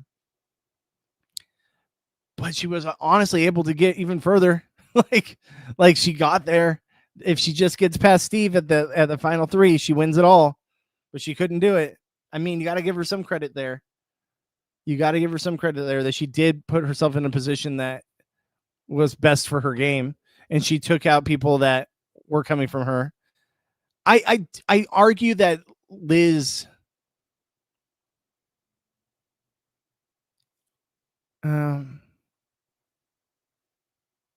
I'm sorry, I'm trying to reread what you said. I'd have to go back and rewatch it, to be honest with you. But I remember thinking this is one of the best non-winners I've ever seen. All right, guys, so I got to get out of here. It's time. It's 2:01. I appreciate you guys. Thank you guys for the discourse here on the channel. And I know we had some back and forth, people arguing in the chat. It's all good. It's all love. I think that you guys are absolutely so fun, and you guys make it interesting every single time I come live on here. Even if we have differing opinions, you guys are always here, making it lively, making it fun, making us, our brains really my brain at least trying to work to see everyone's opinion. With that being said, guys, if you can, please hit that like button once again.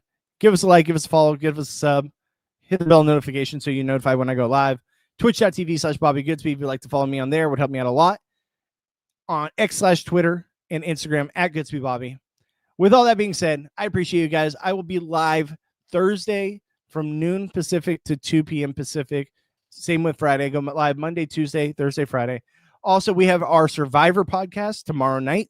We'll be going live, breaking down the newest episode of Survivor 49, immediately following the East Coast airing. So if you guys would like to, go hang out in the chat, hang out with us, watch after the fact, whatever it may be.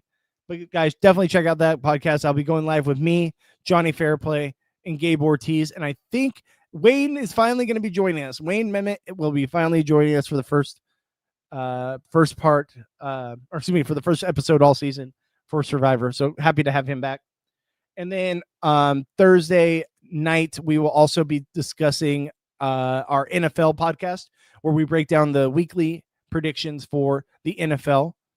So if you like football, go check that out. Me, Gabe, Fairplay, we will break that down. And we're going to try to get a special guest for that podcast. A former Survivor may be joining us. So we're working on that now.